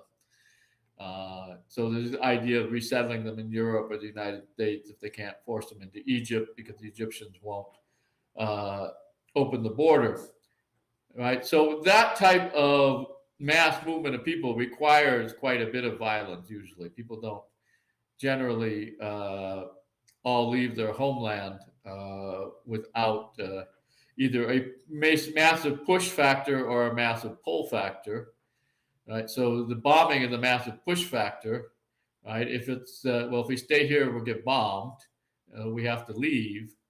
You can convince more people to leave. So I think they're trying to, as much as possible, as I said, reduce the population there by forcing them to go elsewhere. So if you had 10,000 dead, if it gets up to say 50,000, right, that may incentivize when it comes by, 500,000 Palestinians to move elsewhere out of Gaza Strip. And if enough leave elsewhere, they can get to the point where they can be replaced by Jewish settlers, and you kind of have a permanent solution, because you end up like what happened with the borders of Israel in 48, 49. Only 10% of the population of Israel in 1950 was Arab. So the other 90% were Jews. And the reason it was only 10%, of course, is they had either fled during the war or been physically expelled across the borders. And this created a much more homogenous territory demographically than had existed before the 48 war. And what are the chances that settlers drive out West Bank Palestinians? They seem to be very intent on making life as difficult as possible for Palestinians. I think that's the same ideas behind there, but it's a much slower process, because the Palestinian Authority cannot damage Israel the way Hamas can. So it's not as, the West Bank is not as high a priority. What do you think about the notion that Israel is the only democracy in the Middle East? Well, I'm not a big fan of democracy, but there are other states that have democratically elected leaders and legislatures in the Middle East. So the Turkish Republic as flawed as it is, has been a parliamentary system since 1923. You have a parliamentary system in Lebanon that probably gives too much power to the people because it's broken apart in the Civil War in the past, but it also has the same type of procedural parliamentary system of government that we associate with democracies. There are more restricted forms of elected government in Iran, and Iraq has elections, but it's so corrupt. I guess I'm not even sure where to put the government in Baghdad. So it's not the only democracy. It's maybe the only democracy that also has a very liberal society, because even in Turkey, which is a secular state since Ataturk, you still have a lot of conservative Moors that come from the Islamic influence, whereas in many ways, Israel is like a post-war European state in kind of its social attitudes. And also, Israel has a fairly independent judiciary. Is that fair? That's correct. Yes. You have judges that will go against the executive branch. In Israel, there have been a number of rulings where the policy established by the ruling party in the Knesset through the prime minister have been overturned by the Israeli Supreme Court. So yeah, they may be the only country that has that in the Middle East, which is, I'm not sure if that's democracy or a check on democracy, since it's acting against the Knesset majority much of the time. Why is there so much United Nations condemnation of Israel? It has to do with the fact that the United Nations is composed of states. So each existing government of an independent state gets a vote. So this meant that basically the Second and Third World Alliance, basically the non-aligned movement and the Soviet bloc, had a very large number of votes, and they were kind of the ones that adopted. So if you look at the non-aligned movement, they have a number of kind of mom and pop issues that are bought by different factions geographically. So apartheid in South Africa was bought by the African. You had Palestine was kind of the Arab equivalent of their issue for these blocs. So basically, all of the socialist countries and most of the former colonies in Asia and Africa had this kind of pro-Palestinian stance in the UN. And for a lot of these countries, it's kind of just remained because they haven't been convinced to change it for any reason. Do you think Hamas is going to learn to be more LGBTQ friendly? No. I actually don't think so. I think that whole thing about LGBTQ is kind of a red herring. It is true that Israel is probably the only state in the Middle East where you can be openly gay. But the conflict is not about that. The conflict is about land. The conflict is about ethnicity. The conflict is about who controls, that little strip of land on the Levant. And if you go back to the original first war, as it were, in 1948, I mean, I know there were conflicts before, but this is the first big one. And the Israelis, the Zionists win and establish the state of Israel. It was quite clear then that the major reason for fighting was which ethnic group controlled the land. It wasn't even at that time cast in religious terms, because people like Ben-Gurion and the Labor Party around him, they only looked at religion as a way of providing historical backing to their claims, but they weren't in any sense trying to create a theocracy as opposed to I guess ethnocracy would be the term, right? A state in which Jews were the overwhelming majority, and therefore their will would be expressed through democratic institutions and not the will of the Arab population. So, political scientist John Mearsheimer suggests that much of the antipathy towards Putin and Russia is that, one, Putin and Russia are blamed for the 2016 election of Donald Trump, for which, incidentally, there's no evidence that that was a decisive factor. And second, that Putin and Russia are not LGBTQ friendly. Do you think that these two factors are significant in American antipathy for Putin and Russia? A part of it, I think there are other things going on, but I think the main thing is there is a lot of desire by people in the U.S. government to make sure that Russia does not recreate the type of influence that the Soviet Union had. And what I mean by that is so they would like to go back to the kind of situation under Yeltsin where the Russians had very little influence compared to what they had historically with their neighbors, and that therefore allowing openness for the United States and Europe to influence those places. But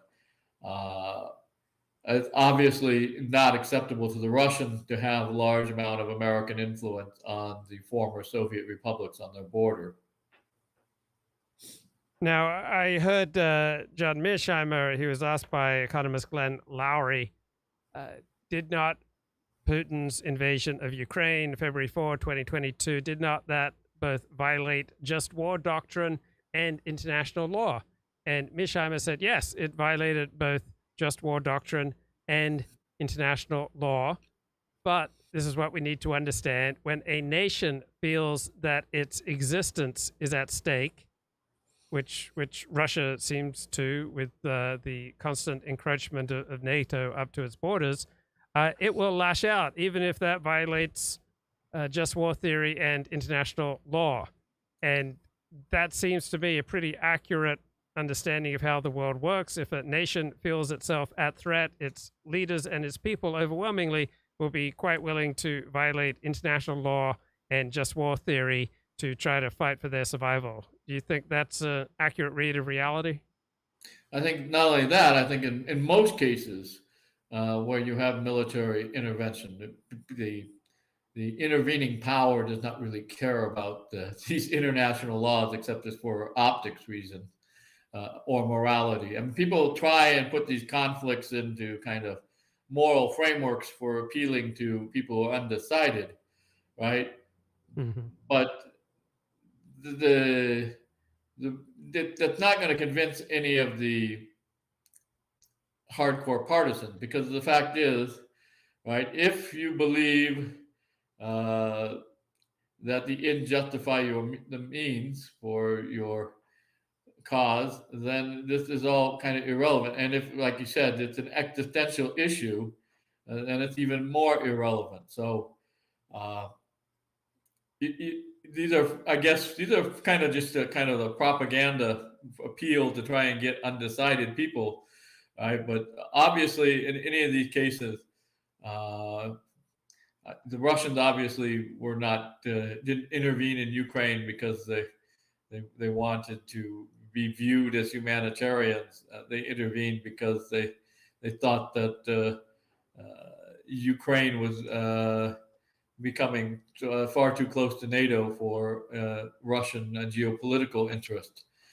Same, I mean, in the Middle East, obviously, Hamas did not care about human rights, and in the response to them, Israel doesn't either. This isn't how really it's framed for their own domestic audiences, right? They're using other issues, ones that are more salient to them, but as a general rule, you're not going to have somebody say, "Well, I'm going to war so that I can, preserve human rights." That's generally just a facade for consumption. Yeah, yeah. And do you think that the United States has increased its odds of being victimized by another 9/11 style attack by its, very public stand with Israel in this latest conflict? It's increased its danger of terrorist attack. I don't know how much or how big they might be, but certainly it's not it's not unnoticed by Hamas and similar organizations that the Israelis are heavily backed and supported by the United States. Right? But it may be that the United States, because we're further away and a more difficult target in some senses, it may be that the Europeans are the ones that bear the brunt, which is what happened in the 70s after the Israeli victory in 1967. There was a whole string of Palestinian terrorist attacks in Europe, not the United States, because Europe was just much easier for them to work in. Why have the Shia and Iran abstained from launching attacks in the United States? Is it just a matter of ease? There are a whole bunch of reasons. But again, I think they don't want to provoke the United States to directly attack Iran. The Iranians might actually be able to prevent successful U.S. occupation, but it would be at a huge cost. It would be even more damaging than the Iran-Iraq war. But also, strangely enough, I think the Iranians,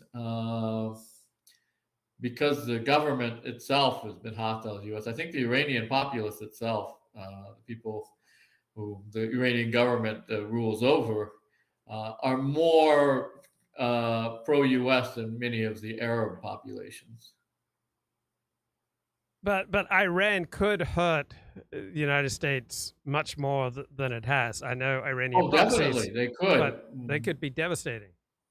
It could, but it would do a number of things they don't want. One, it would make any type of reconciliation, the types of getting unfreezed assets and whatnot, much more difficult, take much longer, and it could very well provoke U.S. retaliation against Iran itself, which would be quite damaging.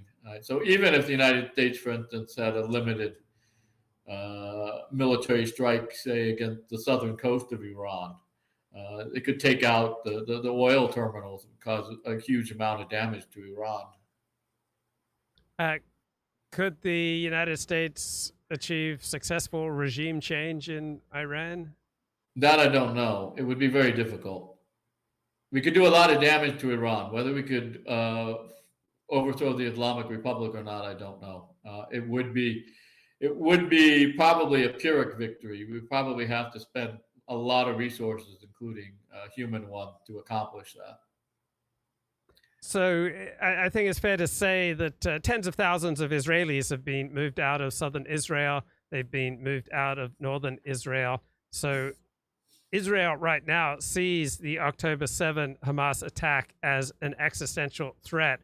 It would be the equivalent of Californians having to move out of California because of some, terror operation in Mexico, and the United States wouldn't just, make peace with, okay, Californians have to move.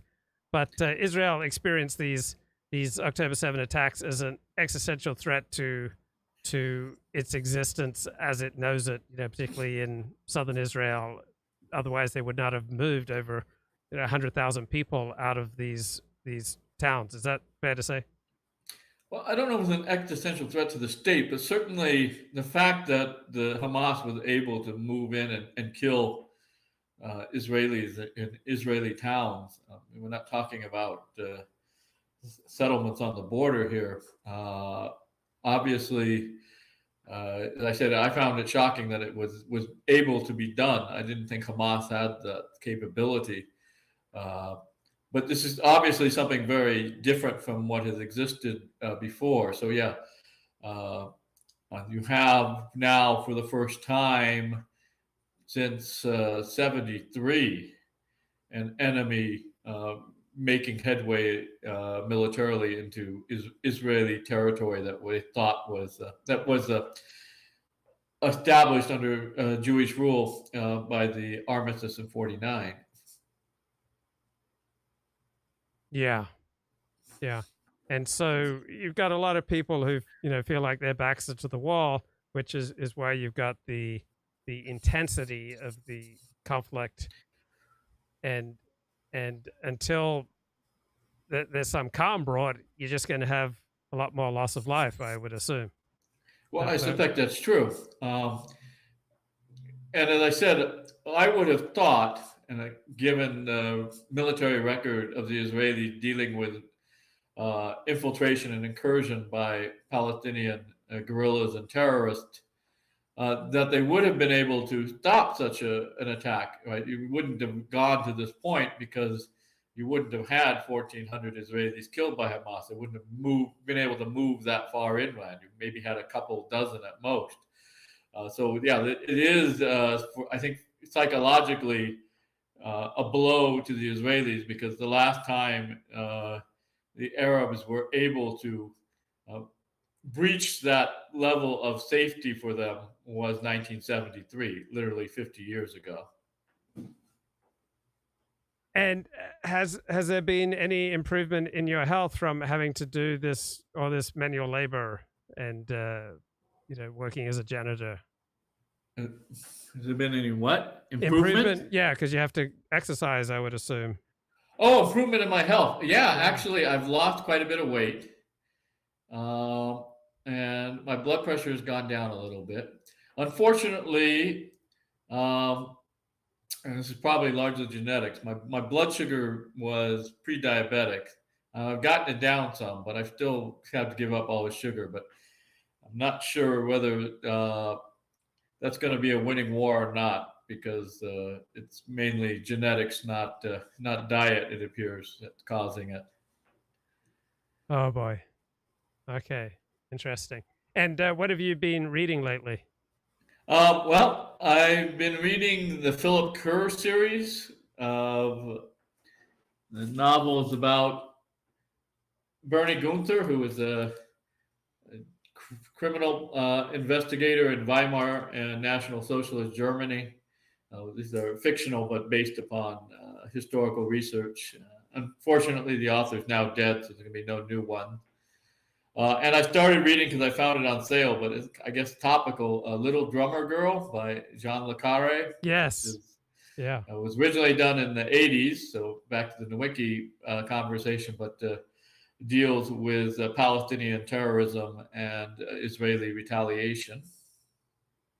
Yeah, that's Jean Le Carré is just an absolute master. Completely transcends the spy genre to just create.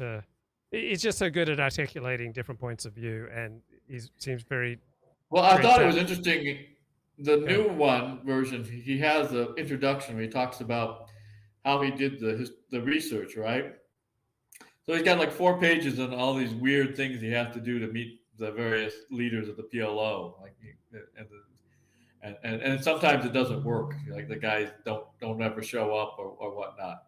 And then he has like a little paragraph that says Israel was much different. I just phoned them up and arranged for an appointment, go there or be frisked, and then we talk. And that was it. Yeah. Yeah, I mean, different time. I mean, that was when it was considered very, very socially deviant to talk to the PLO.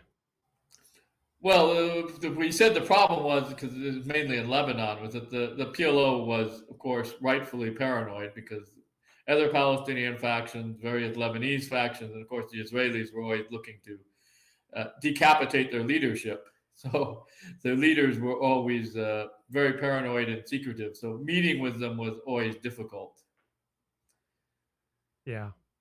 Okay, Otto, anything that you want to touch on before we wrap up for today? No. Thanks for having me on, Luke. Yep. My Good talking book to you. is distributed by Columbia University Press in the U.S. and Canada. If you're in Europe, then you can get it directly from the publisher, which is in Germany, Ibidem Verlag, out of Stuttgart. And I have a number of my smaller pieces on my academia edu page under Otto Pohl. If you'd like to see the short versions of that, particularly that book, I have an article from 2016 Russian Review that's kind of the kernel of it. Okay, great. Good to talk to you, Otto. Take care, man. You too, Luke. Okay, man. Take care. Bye-bye. Okay, that was historian Jonathan Otto Pohl, regular on this show since 2018, and influenced my thinking in many ways, introduced me to some great books. Meanwhile, let's get back to the terrific podcast, If Books Could Kill. Here is their critique of the 48 Laws of Power. I feel like there's a clever Hans thing going on, right? I feel like you're picking up on the fact that by far the biggest twist of the episode is that this story about Galileo is like roughly true. And basically all of the anecdotes in this book are true. Like I fact checked them. I was like, okay, here's the part where I like go Googling around about Galileo and I find out there's bullshit. No, they're real. I mean, as a researcher for this podcast, that is the worst. Yeah, I know, right? like now what do I do? You're like, one of these has to be fucking made up. This is my whole career. You're destroying. Now we just have to talk about the content of the book. I just learn things about historical figures. Jesus Christ. I love that this is the only author we've done so far that has integrity. Yeah. Clearly a sociopath, but he has integrity. After all of the historical examples, he then gets to something called The Keys to Power, where he lays out like the little lesson, like what are the themes we're pulling out of this? And I'm not going to read it, but in this one, it's basically like Galileo was good at sucking up to people who were essentially his bosses, and so like be good at sucking up to your bosses. Yeah. Which ultimately is like fairly good advice. I think if you're going to do like office politics and shit, like figuring out, okay, what does my boss want, right? What does he want from his boss, and like how can I help give that to him? It's like that's kind of reasonable. No, it's totally reasonable. It's just that the framing of it is like, here's what Galileo did. What he's really talking about is like the head of regional sales, get a coffee sometimes or whatever. Like that's how it translates to like a normal human being's life. So then he also does a weird thing. So at the end of every chapter, after he's laid out the lesson, he then has a section called reversal, where it's like, well, sometimes this law doesn't apply. So in this one, he says, you can't worry about upsetting every person you come across, but you must be selectively cruel. If your superior is a falling star, there is nothing to fear from outshining them. Do not be merciful. Your master has no such scruples in his own cold-blooded climb to the top. Okay. So I mean, I guess you could say that there's like a kernel of decent advice in here, right? It's Sure. like your boss is unfavored within the organization that you work for. Like, yeah, maybe don't be like, oh, I'm Jeff's guy. Like when you think Jeff, think of me. Like, It seems so far like you could rewrite this book with all of the same lessons, tone down like the language and framing, and it would just be called like how to get a 15% raise at your job. But then also, I mean, one of our kind of central critiques of these self-help books is that they give these overall rules of like, you should do this. But then obviously there's numerous situations where they don't apply, right? You can't actually give people meaningful advice unless you know the specifics of their situation. Yeah. Should I break up with my boyfriend? Sometimes you should, sometimes you shouldn't. Kind of depends on what your boyfriend's like. There's no like generalized advice about this kind of stuff. But it's so amazing to me that he just seems to realize that, right? He's like, always suck up to your boss. But sometimes you shouldn't suck up to your boss. Yeah, I'm still kind of impressed though that he's so rigorous. Like all the anecdotes appear to be like more or less correct. Yeah. He's hedging so that he doesn't get like too aggressive in his prescriptions. Yeah. I can't wait for this to get weirdly sexist or whatever's about to happen. Oh, Peter, I set you up so perfectly. I was like, I'm gonna make Peter think that this is chill. We're going to cover the next 46 laws of power in parts 2 through 24. The next 2 years of If Books Could Kill. So we're not obviously going to read all of the fucking 48 laws to like this extent. I just wanted to get like the structure of the book down. Yeah. From now on, what we're just going to talk about is like the patterns of the book. Okay. Like all of these books, it's unbelievably repetitive. So at a certain point, you're just like, okay, that goes in this bucket. Like I was just basically Dewey Decimaling the rest of the book. Shocking that he did not identify 48 distinct, non-overlapping laws of power. They're either repetitive or contradictory. The first pattern that we are going to dive into is utterly sociopathic advice backed by irrelevant anecdotes. Hell yeah. So I'm going to send you the first couple paragraphs of Law 2, never put too much trust in friends, learn how to use enemies. You often do not know your friends as well as you imagine. Friends often agree on things in order to avoid an argument. They cover up their unpleasant qualities so as not to offend each other. They laugh extra hard at each other's jokes. Don't trust it. Since honesty rarely strengthens friendship, you may never know how a friend truly feels. No honesty. He's never had a friend, right? I mean, this kid. This man lives in John Gray's cave with him. He's just never come out. I'm very upset by this. Like, sir, you need therapy so bad, dude. We're already at uni therapy. We're Law 2, Peter. So fast. Law 2. Oh, God. Be wary of friends, but hire a former enemy, and he will be more loyal than a friend because he has more to prove. In fact, you have more to fear from friends than from enemies.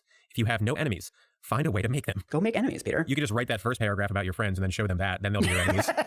I'm sorry, I don't mean to circle back to the friend stuff, but I'm just so upset that he doesn't seem to understand that these are all like nice elements of a friendship. People who know you, people who like you. Right. Friends often agree on things in order to avoid an argument. First of all, I don't even know that that's true, but like your friends being like, well, I don't really agree with what Michael just said, but like, I know Michael, we don't need to fight about this. That's like a normal and good quality of a friendship. And also to say that. Okay, we got an upset black woman writing a negative review of this podcast. The hosts themselves have said things I found offensive as a black woman. Notably, in the episode on the 48 Laws of Power, they joked about not being able to imagine Jay-Z reading that book, as if a black musician couldn't possibly be literate and intelligent enough to read a Robert Greene book. It was a very odd thing for the hosts to joke about. I find it tiresome and intellectually lazy how they perpetually fall back on blanket criticisms of sexism, racism, without exploring if those criticisms actually hold truth beyond their initial knee-jerk reactions. I am sick of their smugness and snark. I am not sick of their smugness and snark. I enjoy it. A couple of lefties who have created a fantastic podcast. If books could kill, this is from their episode on the 48 Laws of Power. Honesty rarely strengthens friendship. Don't tell people stuff. It's not just like, oh, does this guy have friends? It's also like, has he like read a book where there are friends? Just as a sociological phenomenon. Right. Has he Like, Googled? have you like seen a movie where two people have a friendship? If you watch Good Will Hunting, there's actually a speech that Ben Affleck gives. What's funny about this chapter is that like the actual advice that he gives is just like, if you need to do business stuff, don't hire your friends. That's good Not advice. terrible But advice. Not because your friends are like evil and scheming. I know, but it's like he expresses it in like the most sociopathic way possible. But what we're diving into, Peter, you're seeing this like this kind of general rule of like friends are bad, right? And you're like, okay, what example is he going to give, right? Because every law has these fucking anecdotes in it, right? And they have these like fables and shit on like the margins. Is this just gonna be like Caesar? No, this is so he illustrates this with a fable. Okay. It's a little bit long, but to me it's important to like really revel in the story and like get the full picture. Actually, why didn't I send it to you? So this is like, he says like African proverb or something. I don't know where he's pulling this from. Africa. A snake chased by hunters asked a farmer to save its life. To hide it from its pursuers, the farmer squatted and let the snake crawl into his belly. But when the danger had passed and the farmer asked the snake to come out, the snake refused. It was warm and safe inside. On his way home, the man saw a heron and whispered what had happened. The heron told him to squat and strain to eject the snake. When the snake stuck its head out, the heron caught it, pulled it out, and killed it. The farmer was worried that the snake's poison might still be inside him, and the heron told him that the cure for snake poison was to cook and eat 6 white fowl. You're a white fowl, said the farmer. He grabbed the heron, put it in a bag, and carried it home, where he hung it up while he told his wife what had happened. I'm surprised at you, said the wife. The bird does you a kindness, rids you of the evil in your belly, saves your life, yet you catch it and talk of killing it. She immediately released the heron, and it flew away. But on its way, it gouged out her eyes. Oh, What is the lesson here? what? I don't even understand the ostensible, theoretical reason for the bird gouging out the wife's eyes. Exactly, she's the good one in the story. It's literally like, if you try to be nice, it will backfire because the person you were nice to will take advantage of you, possibly attack and try to kill you. What the fuck is this? Also, what was this snake's plan for the next several days? We're going to do one more of these, Peter. Okay. In Law 3, Conceal Your Intentions, he says, most people are open books. They say what they feel, blurt out their opinions at every opportunity, and constantly reveal their plans and intentions. Many believe that by being honest and open, they are winning people's hearts and showing their good nature. They are greatly deluded. Honesty is actually a blunt instrument, which bloodies more than it cuts. Your honesty is likely to offend people. It is much more prudent to tailor your words, telling people what they want to hear, rather than the coarse and ugly truth of what you feel or think. During the War of the Spanish Succession in 1711, the Duke of Marlborough, head of the English army, wanted to destroy a key French fort because it protected a vital thoroughfare. Yet he knew that if he destroyed it, the French would realize what he wanted. Instead, he merely captured the fort and garrisoned it with some of his troops, making it appear as if he wanted it for some purpose of his own. The French attacked the fort and the Duke let them recapture it. Once they had it back, though, they destroyed it, figuring that the Duke had wanted it for some important reason. Now that the fort was gone, the road was unprotected, and Marlborough could easily march into France. What the fuck is What? That's not like conceal your intentions is really, really good advice if you are in the midst of medieval warfare. The ability of that to translate to my everyday life, where most of my interactions are with the kebab guy, I just don't see it. Like, what does this even get me like in the workplace context? This is what is so fascinating to me, is like, after I tried several times to read this book. I did make it through one recent Robert Greene book, but I've tried various times to get through his books and given up. I think their critiques are pretty fair here. after a while, the anecdotes get very repetitive. It's like ancient China, the Roman Empire, ancient Greece. He has a bunch of stories of Nikola Tesla, like a ton of stories about Nikola Tesla. He has a bunch of like Louis XIV, like French court, pre-revolution France things. Sure. He does not have, I'm not exaggerating, a single anecdote in this entire book from an office. He'll give you this like little aphorism of like, oh, conceal your intentions or something. And then the next paragraph will be like, in 252, the emperor so-and-so of China wanted to conquer the general something, something. And you're like, why am I hearing this? I'm just picturing Jay-Z reading this shit. That's why he has so many lyrics about the Duke of Marlborough. A huge percentage of this book is basically just like unbelievably. Oh gosh, so racist, thinking that an accomplished black musician like Jay-Z would not be up to reading an intellectually formidable tome by Robert Greene. So racist.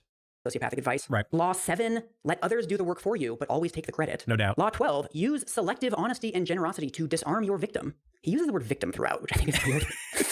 In that law, victim is like your friend, right? Yeah, like, or like my coworker who didn't get the promotion and I did. Right. In Law 14, pose as a friend, work as a spy. He has this whole thing about like crush your enemies completely. And again, you're just like, Robert, I work at Quiznos. I don't have like enemies. I'm trying to think of where this would apply the most. And maybe it's like if you're like a cabinet member or something. He actually uses a ton of examples from Henry Kissinger. Yeah. And like, yeah, if you're the Secretary of State and you're dealing with like weird, conniving other heads of state, and like you kind of are in some way engaged in some of these like power battles, right, then like, yeah, some of this stuff is useful. Conceal your intentions. Right. Like you've sort of like literally dedicated your life to the pursuit of power. Right. You're not coming into contact day to day with people who you're just trying to like build fulfilling relationships with. Right. If you're living Henry Kissinger's life, you are a sociopath and you have chosen the life of a sociopath, you know? So before we get to the other categories of information this book contains, I just want to talk a little bit about like the specific kind of sociopathy that he's promoting here. So in the intro, he says, genuinely innocent people may still be playing for power and are often horribly effective at the game, since they are not hindered by reflection. Once again, those who make a show or display of innocence are the least innocent of all. You can recognize these supposed non-players by the way they flaunt their moral qualities, their piety, their exquisite sense of justice. But since all of us hunger for power, and almost all of our actions are aimed at acquiring it, the non-players are merely throwing dust in our eyes, distracting us from their power plays with their air of moral superiority. This is just what Republicans believe. You see it all the time in the language they use when they talk about virtue signaling, for example, which, you know, I think you can say is a real thing, but they are obsessed with the idea that progressives who talk about morality and, you know, doing the right thing, et cetera, are faking it. Right. And in fact, they have these devious plans. Right. And that's because they accept this framing of the world where everyone is scheming out for power, out for themselves. You read a paragraph like this and the conclusion might as well be like, and this is why we need more police on the streets. Yeah. It's like either play the Game of Thrones or get Littlefinger blasted. This is what he's laying out. I like how you did your own spin on an already perfectly sufficient line from Game of Thrones. When you play the Game of Thrones, you live or you die. Okay, you could have just said that, but no. You said finger blasted on Blue Sky the other day, and I was like, I don't know when I have heard that term other than like 8th grade and like right now. That's such a disgusting term. This is what I get for doing a podcast with a straight man. It is. Because the last time I heard it was like a month ago, okay? Me and the boys talking. I did actually look this up because I was really struck by this too. Of like, this is a worldview that I do not recognize at all. Everything is this battle for power, and even people who are acting kind have evidence that they're trying to manipulate me. Right. I started looking around, and there is an actual concept in psychology called zero-sum ideology. And this is basically the idea that every single interaction between two people has to have a winner and a loser, which is actually relatively widespread in the population. You can read people these scenarios of like, Dave put his car on Craigslist, and then like Jessica bought the car, and then you ask people like, okay, who won the interaction? And they're like, oh, Dave won the interaction. There's no reason to think of this as like one person won and the other person got cucked in that exchange. It's just like two people engaging in a mutually beneficial activity. But there's obviously a spectrum. And so on the sort of extreme cuck end where I am of this, there are people who have what's called zero-sum aversion, where people actively avoid situations that are just objectively zero-sum, right? If I win a tennis game, you lose a tennis game. And so people like me who are super conflict averse just like don't really like playing tennis or like doing those kinds of competitive. Okay, let's move to the topic. Our co-workers, can they be your friends? Should they be your friends? Is your workplace a family? Also, I do want to caveat to say that I'm not saying that you're professional so that none of them bite you in the butt. Now, if you're ready to jump into it, you've got your tea, give me a thumbs up. And there is a very good likelihood that you see your colleagues more than you see your own family on a week-to-week basis. That's true, right? I mean, you work a normal job. You're in the office 40 hours a week. You're going to spend far more time with your colleagues. And if they're not horrible, you're going to develop a connection with them to varying degrees. And so just the normal default that you're spending so much time around them, many of them are going to become friends. That's my experience. They become friends, but yeah, they're situational friends. And when you move on from that job, then very few of them are going to stay in your life. But I've gotten into trouble here.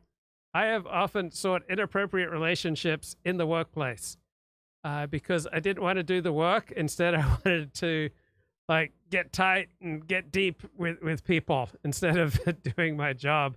And so these are the type of videos that a younger me really needed to hear, because I didn't want to work. I just wanted to bond. I wanted to get deep. I wanted to reenact my inner drama. I wanted to share laughter and love and light.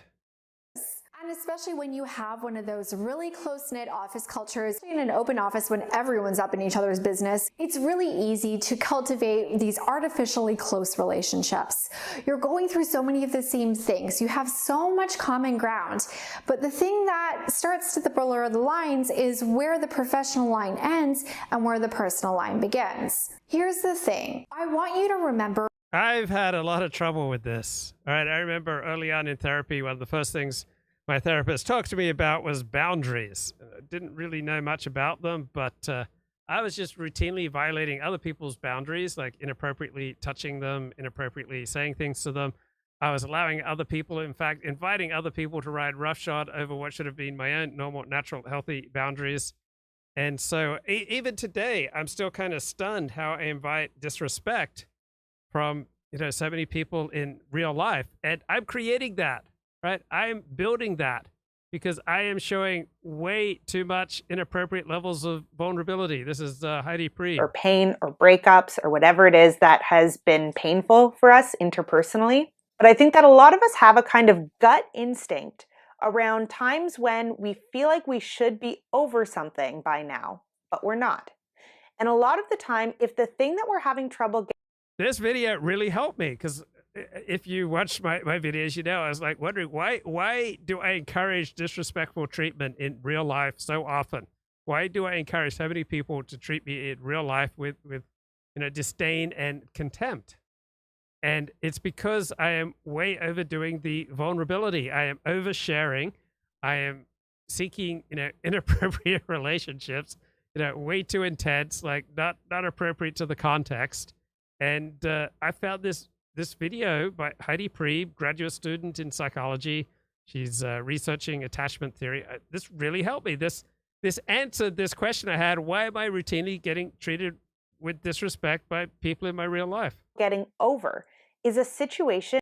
And I'm not talking about getting disrespected, online. I just take that for granted. I mean, that's the whole nature of the bargain that we're making here together. I'm talking about in real life. Why, our Lord? And I am creating that by overdoing the vulnerability, inappropriately being vulnerable, inappropriately seeking inappropriately intense and inappropriate relationships in inappropriate places and times. In which we made ourselves vulnerable, but did not receive the response that we wanted or maybe were hoping for, or maybe it was a relationship that... Yeah, I guess I did that to try to manipulate people into liking me. We chronically made ourselves vulnerable within, and we can't seem to move on. If this is the case for you, if you feel as though you have an abnormally difficult time moving on after showing your vulnerabilities. Brandon, great point. Boundaries never occur to victims of child abuse. Yeah. I mean, I was, to the best of my knowledge, never sexually abused, but I was bounced off the walls for years. I was, smashed about physically when I was a kid, and I still...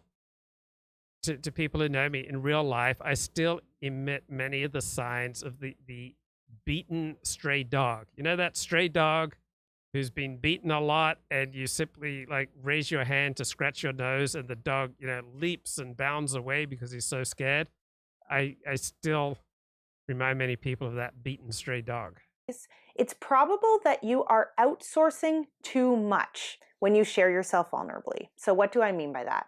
It might mean that when you go into a situation where you're sharing yourself with someone, when you are trying to make yourself open and telling someone who you are not. Oh, apologies. Thank God, Elliott Blatt is still... Elliott, I hope I'm not being inappropriately vulnerable with you right now. No, you're not. I'm just passing a big accident. I'm driving. Blessings. This commentary is terrible, Luke. You're really off base on this one, bro. These people are crazy. They're not worthy of reading such a book. The 48 Laws of Power? Yeah, they just don't get it. They're too dumb. They're too dumb to understand what the author is trying to communicate here, and they're just reading it at such a superficial level. They're just giving Daily Show tier, ironic takes. They don't grasp the essence of what's being conveyed here. And really talk to us, what's the essence of the 48 Laws of Power?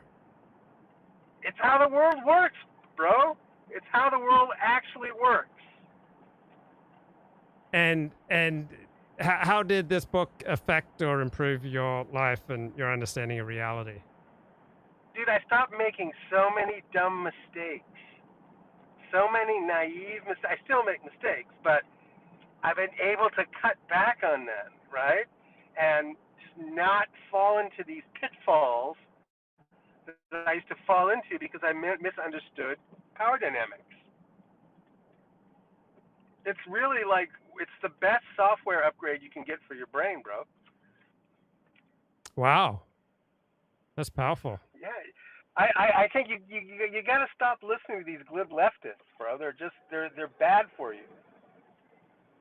You got to, you're really off base on this. You're really fallen into error here, my dude. I'm in error. And I mean, talk to me. Give me more about how this book has improved your life and allowed you to make Elliott great again. Okay, one is the courtier. How to be a courtier. What it means to be a courtier and courtier. How you behave among people who have more power than you. Like what rookie mistakes you don't make. Like don't flatter. Don't use flattery. Flattery will set you out. You'll become a marked man. You have to be much subtler. You have to learn how to navigate the subtle dynamics of being in a situation where there's one person that has much more power than you. Most people, they lose jobs, they don't get promotions, they get fired. You know, they just misplay their hand because they don't know how to. I used to be like this. I didn't know how to act around powerful people. That's a really important lesson, bro. Yeah, talk to me more about more effective ways of acting around powerful people. Okay, you need to one is the first lesson, don't outshine the master, right? Yeah, don't outshine the boss. Yeah. Don't try to prove to someone with more power than you that you're more intelligent than they are. That's just a bad idea. Yeah. Don't try to take the stage away from somebody. You know, during a meeting, if they have the power, you have to You remember Trump's show way back when? I never really watched it much. Yeah, The Apprentice. You're fired. Yeah, you're fired. That was a perfect example, right? Yeah. Those people were trying to navigate a scenario in which they had to demonstrate competence, but they couldn't show any rough edges of their character, right? And Trump was there at the center of it all, chastising them for one reason or another. But it's the perfect example of, navigating power dynamics. So a while ago, I had a job where I was very, very busy. So when the important people would come ask me to do a task, I'd say, could you put it in an email? I'm just overwhelmed right now. And they didn't seem to appreciate that. No, right. And the thing is, it's like, yes, so if you're in a subordinate relationship, right? Yeah. And your employer, the person with more power than you is not looking for a friend. They want a subordinate. And you have to act like a subordinate. Even if you don't think you're, a subordinate. If you don't act like a subordinate, you're going to cause problems. You're going to be shown the door one way or another, eventually. So if I tell them that the podcasts that they like to listen to are moronic, not a good idea? That's not a good idea, bro. Okay. I made that well mistake. Well played, dude. Well played. I made that mistake a few times. Also, I told the boss that his dog was ugly. I said, wow, that's a really ugly dog. Luke, you want to be the gray man. Most of the time, you want to be the gray man, and then you just want to sparkle at various occasions. But in your role, in your lane. Right? I tend to be the flamboyant, dancer, and it doesn't really go down well. Yeah. So I should probably read this book. You got to read the book. You got to read the marginalia. You got to read the notes. You got to read the introductions. You got to. It's one of the most interesting and original works I think that have ever been published. It's really in its own category. It's incredibly literary. It draws incredibly from history, from literature. It's just too good for these retarded commentators that you've been listening to. What are the chances that you've been conned by pseudo-profundity, something that sounds profound, but upon examination is not profound? That's, it's a reasonable question. I don't think it's applicable here.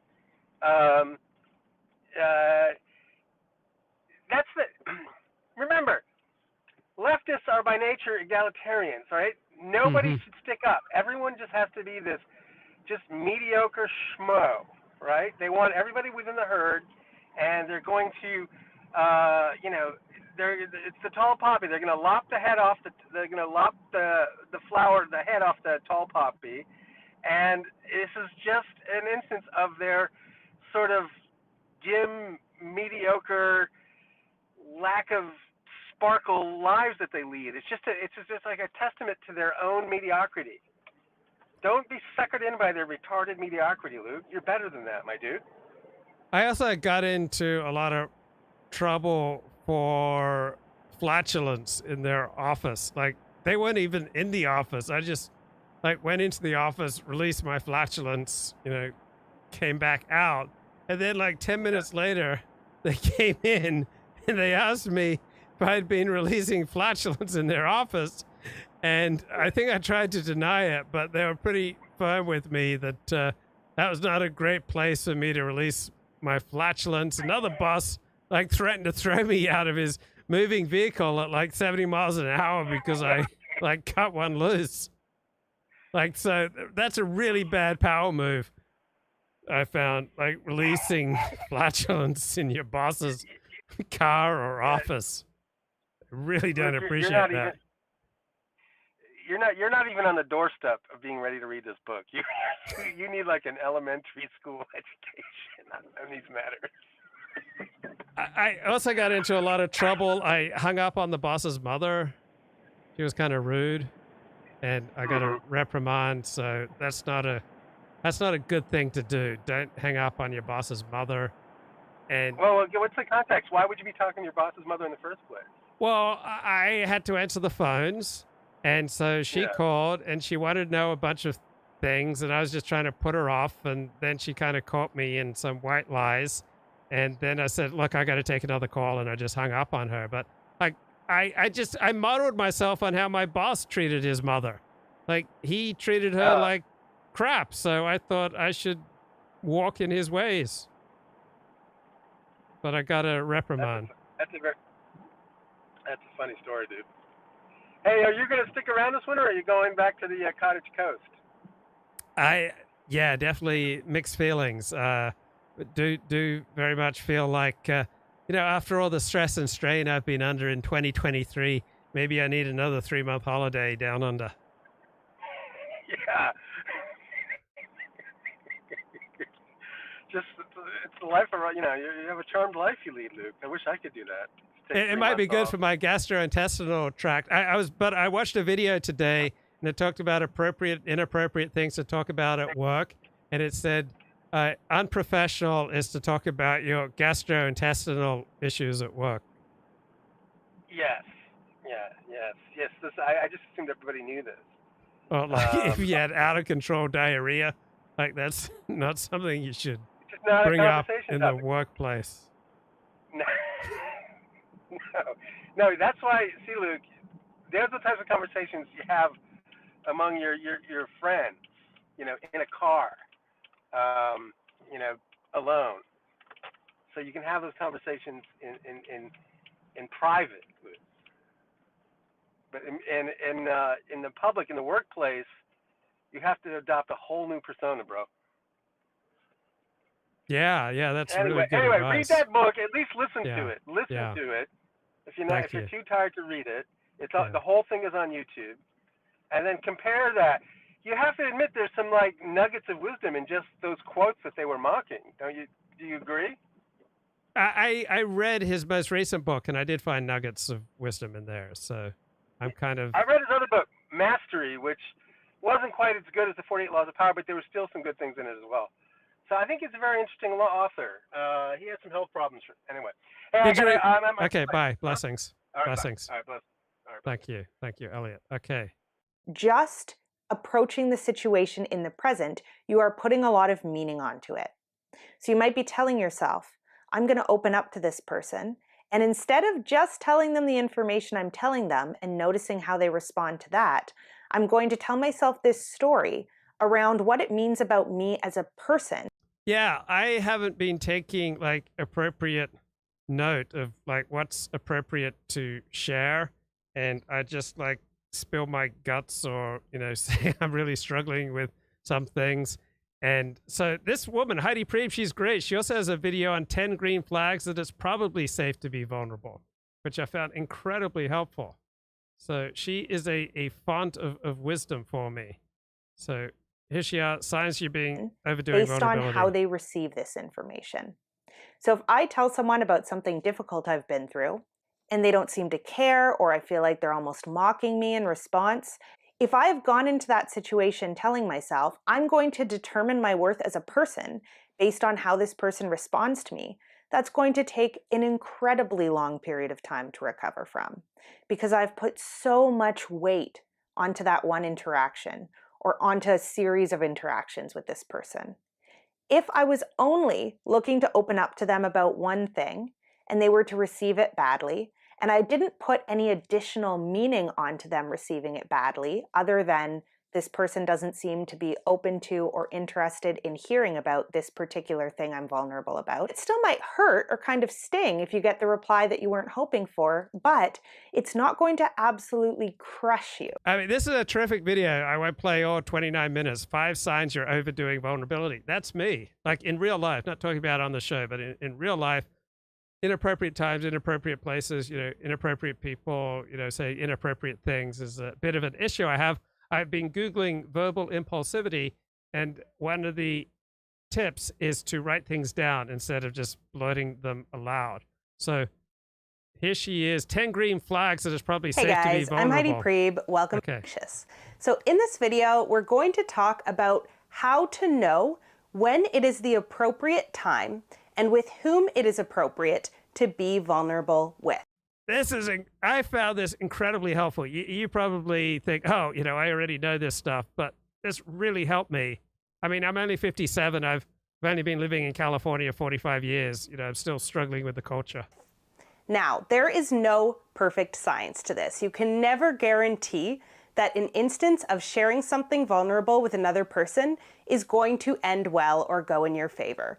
So what this video is going to talk about is how to make sure that you are at the least making a reasonably safe bet when it comes to opening up and becoming more vulnerable with someone. We're going to talk not just about how to identify the signs of a safe other, but also how to identify green flags inside of yourself that you are at a point where you are emotionally capable of opening yourself up to another person, with respect to the fact that it might not go the way you want it to.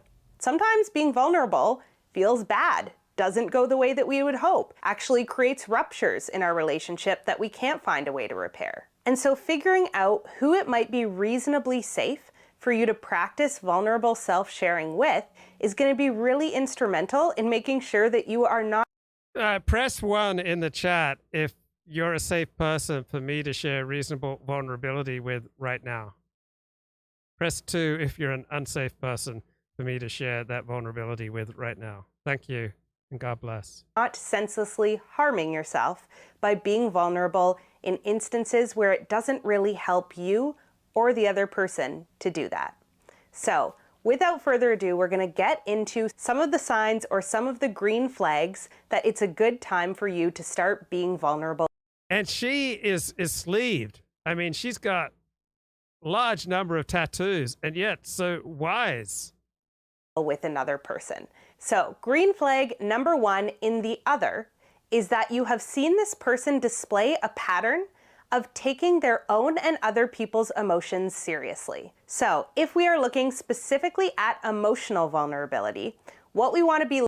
So, I don't know about you, but I found not generally a good idea to blurt out to people you barely know in the workplace that you're a sex addict.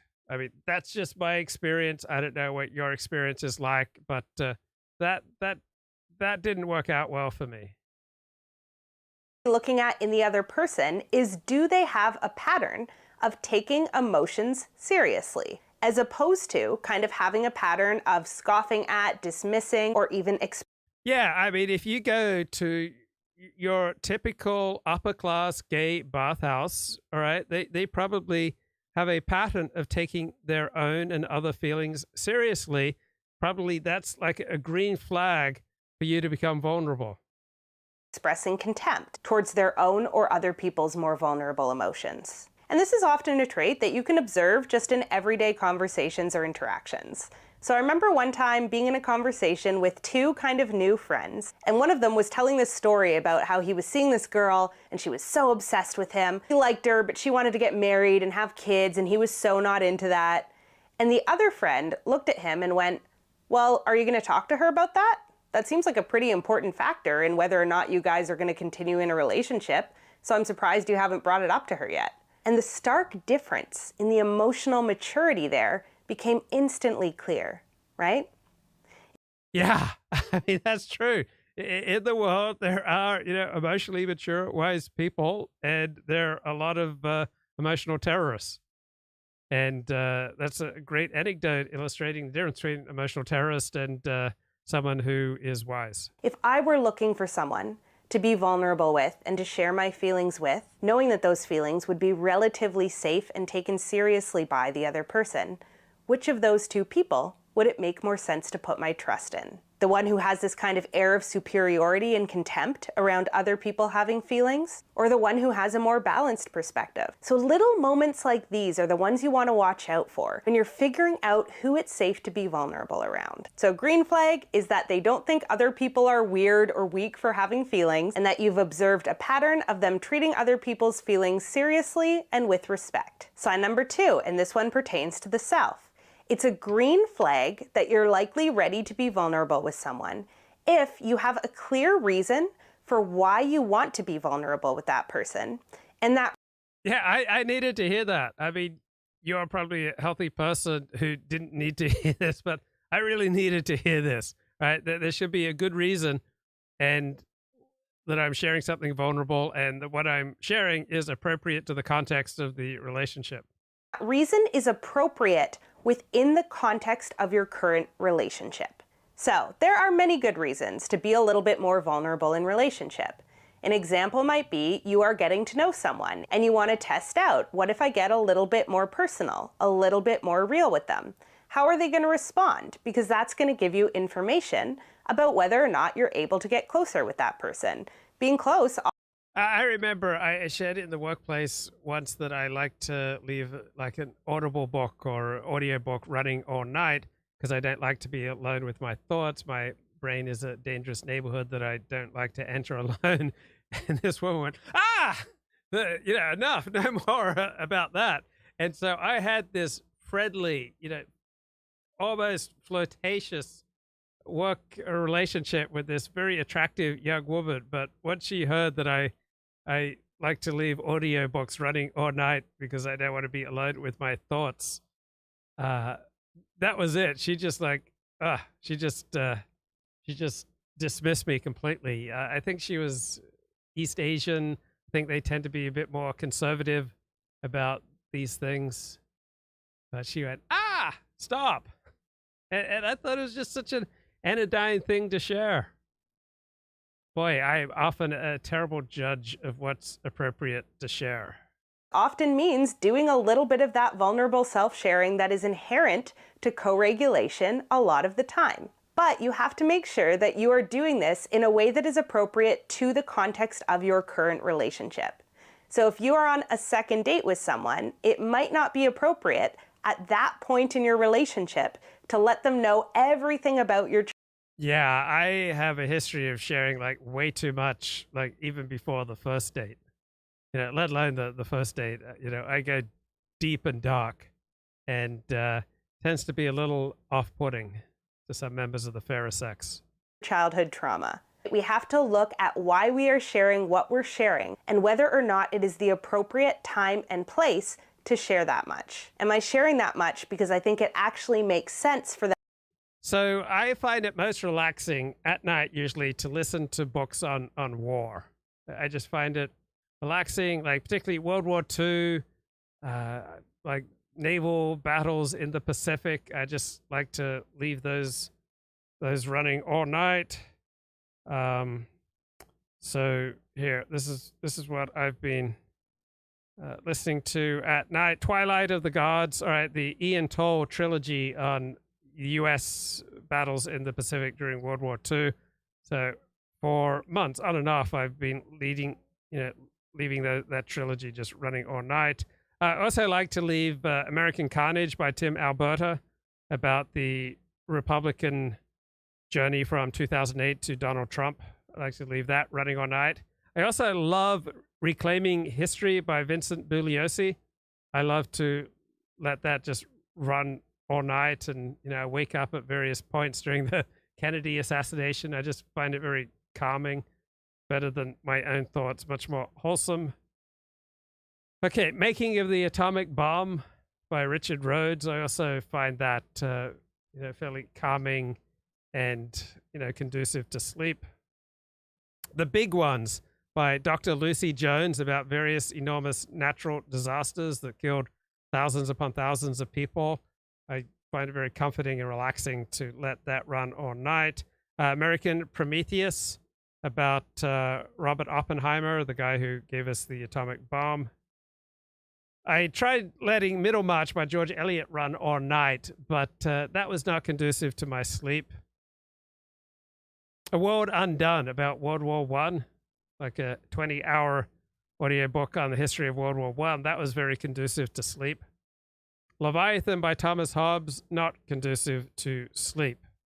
Pacific Crucible, War at Sea in the Pacific, 1941-42 by Ian Toll, highly conducive to sleep. I did not try The Power Broker, about Robert Moses, did not listen to that.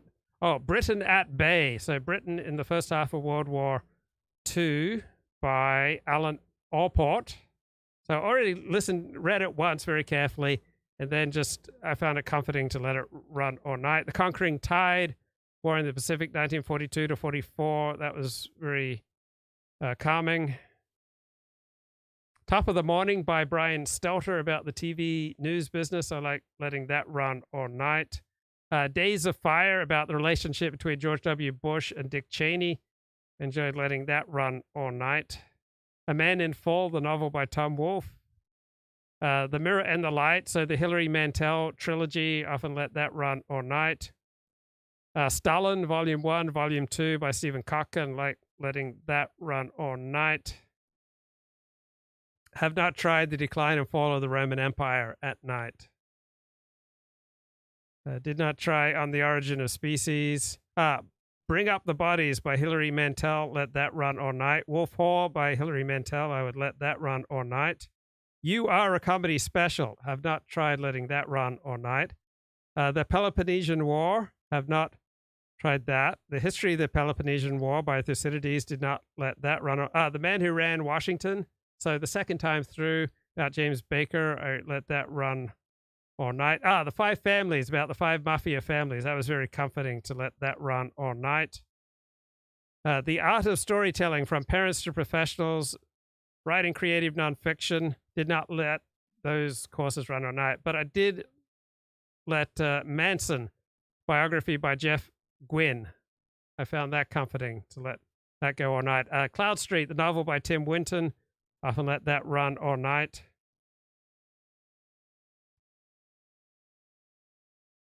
For years, I would let Tom Clancy novels run all night. Upon reflection, I don't think that was a good idea.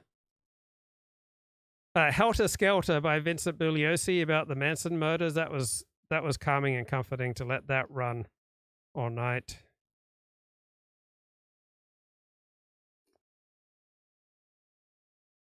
Okay.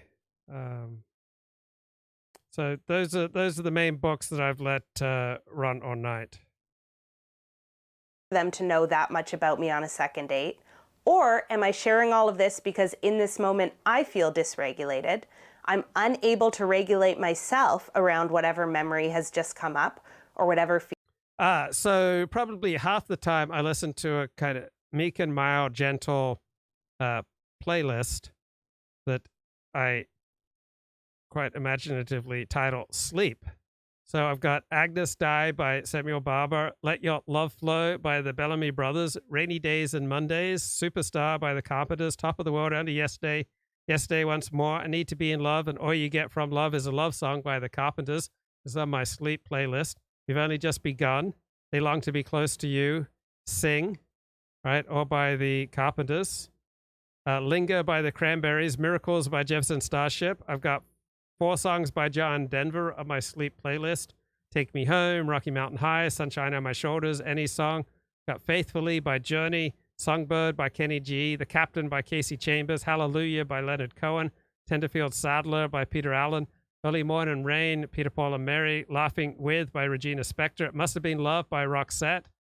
Wait, is this my, yep, this is my Sleep playlist. Abide With Me, the hymn, Kiss Me by Sixpence None the Richer, theme from Love Story, The Best of Times by Styx, Babe by Styx, You Raise Me Up by Susan Boyle, the entire Chariots of Fire soundtrack, also Vangelis, a lot of Vangelis on my Sleep playlist, Ang Ong Ka by Snatam Kaur and Ong Namo by Snatam Kaur, Can't Stay Away From You by Gloria Estefan, Words Get in the Way, Leaving New York by R.E.M., Cheers theme song, Nearer My God to Thee by Libera, a lot of Debbie Friedman songs like Bahu, May the Words, Yevarecha, Shir Hamalo, Veristiki Lee, Wedding Vows, Kumi Lach, Ufaratza, Free Association, You'll Never Catch the Wind, Im Tertsu, Eliyahu, Dodi Lee, Eight Dodim, Arise My Love, Ashamru, Havat Olam, Mika Mocha, Elenu, Laugh at All My Dreams, Ani Mamim. So I've got about 60 Debbie Friedman songs. Morning Into Dancing, Baruch Shamar, Ashrei, Hallelujah. I got about 60, 70 songs by Debbie Friedman, and the You Shall See Visions, Shekiyanu, Mika Mocha, Hodu, Baruch Habod. So I guess I got 100 songs by Debbie Friedman on my Sleep playlist. I got about 40 numbers by Snatam Kaur, including By Thy Grace, Longtime Son, Guru Ram Das Rako Sarana, and who can forget her classic Jap Man Sat Nam, and Et Kong Ka Sat Nam, and Mul Mantra, Jap Man Sat Nam, Ong Namo, Longtime Son. Right. So I've got 174 songs, 12 hours and 1 minute on my sleep playlist. Feeling I'm experiencing. So I'm putting it all on the table and hoping that they can help return me to equilibrium. The big things, the things that are very raw and intense, for most people don't come up until the relationship is already fairly established. That doesn't mean you can't reference difficult things you've been through. However, if you're looking to do really big, intense co-regulating with a person you don't know that well, it's... Hey, is that what we're doing here? Are we doing really deep, intense co-regulating? It's highly likely that you might need to do some work on adjusting your own boundaries to make sure that you're not practicing reckless vulnerability. Yes, I definitely need to do some work adjusting my own vulnerabilities, my own boundaries, because I'm doing way too much reckless vulnerability. Reckless vulnerability is when we are not establishing boundaries around who it is and is not safe for us to be vulnerable with. We are simply handing over all of our psychological stuff to anyone who we think will listen because we don't know how to self-regulate around it. Yeah, that's my life story. Ourselves. And if you struggle to figure out where the limits are in this capacity, try asking friends, loved ones, maybe a therapist if you're able to talk to one, what they think is appropriate in terms of how much to share when in a relationship. I like to ask Elliott Blatt. But the important part here is that if you are able to zoom out and put in proper context why you're sharing, what you're sharing, when you're sharing it, you're also going to be able to properly contextualize whatever response you get. So if you are sharing something with someone because you're trying to get to know them better, and you test it out and you find that they're kind of closed off or that they have a reaction that doesn't make you feel very good in response to what you shared, now you have information, right? You learn, okay. She's great. I love this woman. She has so much wisdom for a person who's got mad number of tattoos. And this woman's great too. Jennifer Brick, co-workers are not your friends. Who knew? Why people are there at work. I would say that everyone is there because they need a paycheck. Now, need a paycheck, want a paycheck, whatever it is, it's all a matter of semantics. People are at work because they want to get paid. They're there to make money, or they are there because they are trying to build success for themselves professionally. Trust me, if neither of those things mattered, they would just be volunteering or staying at home on their couch with some bonbons and some Dr. Phil. I don't know, maybe that's just me. Now here's the thing, between those two different options where someone is there just to get paid and to go home, and between the person that is there because they want to climb the ladder, the first person might not be personally invested in that company and in the people that they work with, where the second person might be so invested in their own success that they are willing to throw their best friend, their mother, their cousin, their sister, whoever under the bus to get there. And you don't want to be someone who gets caught in that pathway. Now also with all of the in-between, every workplace has its gossip. And one of the ways that you become ensnared in the gossip is to be talking about yourself and things that don't have any place in a professional setting. I swear to God, I just felt the thumbs down buttons being clicked right now. But I think that this is really important for you to hear, because the people that you're friends with in work, even though you spend all of your time and maybe you have happy hours with them and you have your team events, the thing is at some point, one of you is going to move on. And it's going to be exceptionally rare for that person to stay in your life in a meaningful way. If you ever watch Fight Club, you know the reference of a single-serving friend. A work friend is just basically a single-serving friend who has multiple servings as long as you happen to go to the same office to work at every single day. Now, does it mean that that person is going to fall off the face of the earth if you no longer work with them and never speak to you again? No, but you're probably not going to speak to them all the time. You're probably not going to see them all the time. And yes, there are exceptions, but trust me, you probably know the difference between the exception and the rule. But I want you to treat those real, authentic, and life-changing friendships that can be formed at work as the exception rather than the rule. And in fact, I actually believe that more of the relationships that you have at work are likely to form into those really substantial personal friendships when you follow these guidelines. And that's why you need these 3 guidelines to be friendly, but not friends at work. The first guideline is knowing where to draw the line. I'm never going to be one of those people that advocates for you being totally closed off, all business all the time, super professional, don't talk about your personal life at all. No, you work with these people every single day. You probably want them to know a little something about you. You probably want to know a little something about them as well. And if you don't, totally cool, but then you're probably not watching this video in the first place. Here's the thing, ultimately you are going to have to navigate for you where the lines are between your personal and your professional life. You also need to learn where the lines are. So press 1 if this is just common sense to you, because I didn't really realize this. For the people around you. And for this, I really encourage you to keep it superficial. I encourage you to run the things that you share through a filter. Does this make me look professional or unprofessional? Now, just for fun, let's have a little pop quiz so that we can tell the difference between the two. Now, for each of those scenarios, I want you to tell me if it was professional or unprofessional. Tally up your score and leave it in the comments down below. Oh my God, I was like so drunk that I threw up all over the floor in the nightclub. Yeah, so this chick, she was like a 10. I went to see the new play that was out over the weekend. I just bought a new DSLR, and so I actually spent the weekend in the Lower East Side photographing the buildings. I went out to eat at that new restaurant, and I was just having the worst gastro issues ever. Now, drawing from the first guideline, the second guideline is to keep it superficial. Now, as we went through that quiz, there was one thing that you noticed, which is probably that the unprofessional was giving a little bit too much information. But where... Yeah, I've had a teeny weeny bit of an issue with that. All right, this is Welsh boy treble Cai Thomas, 12 years old, saying something called Suo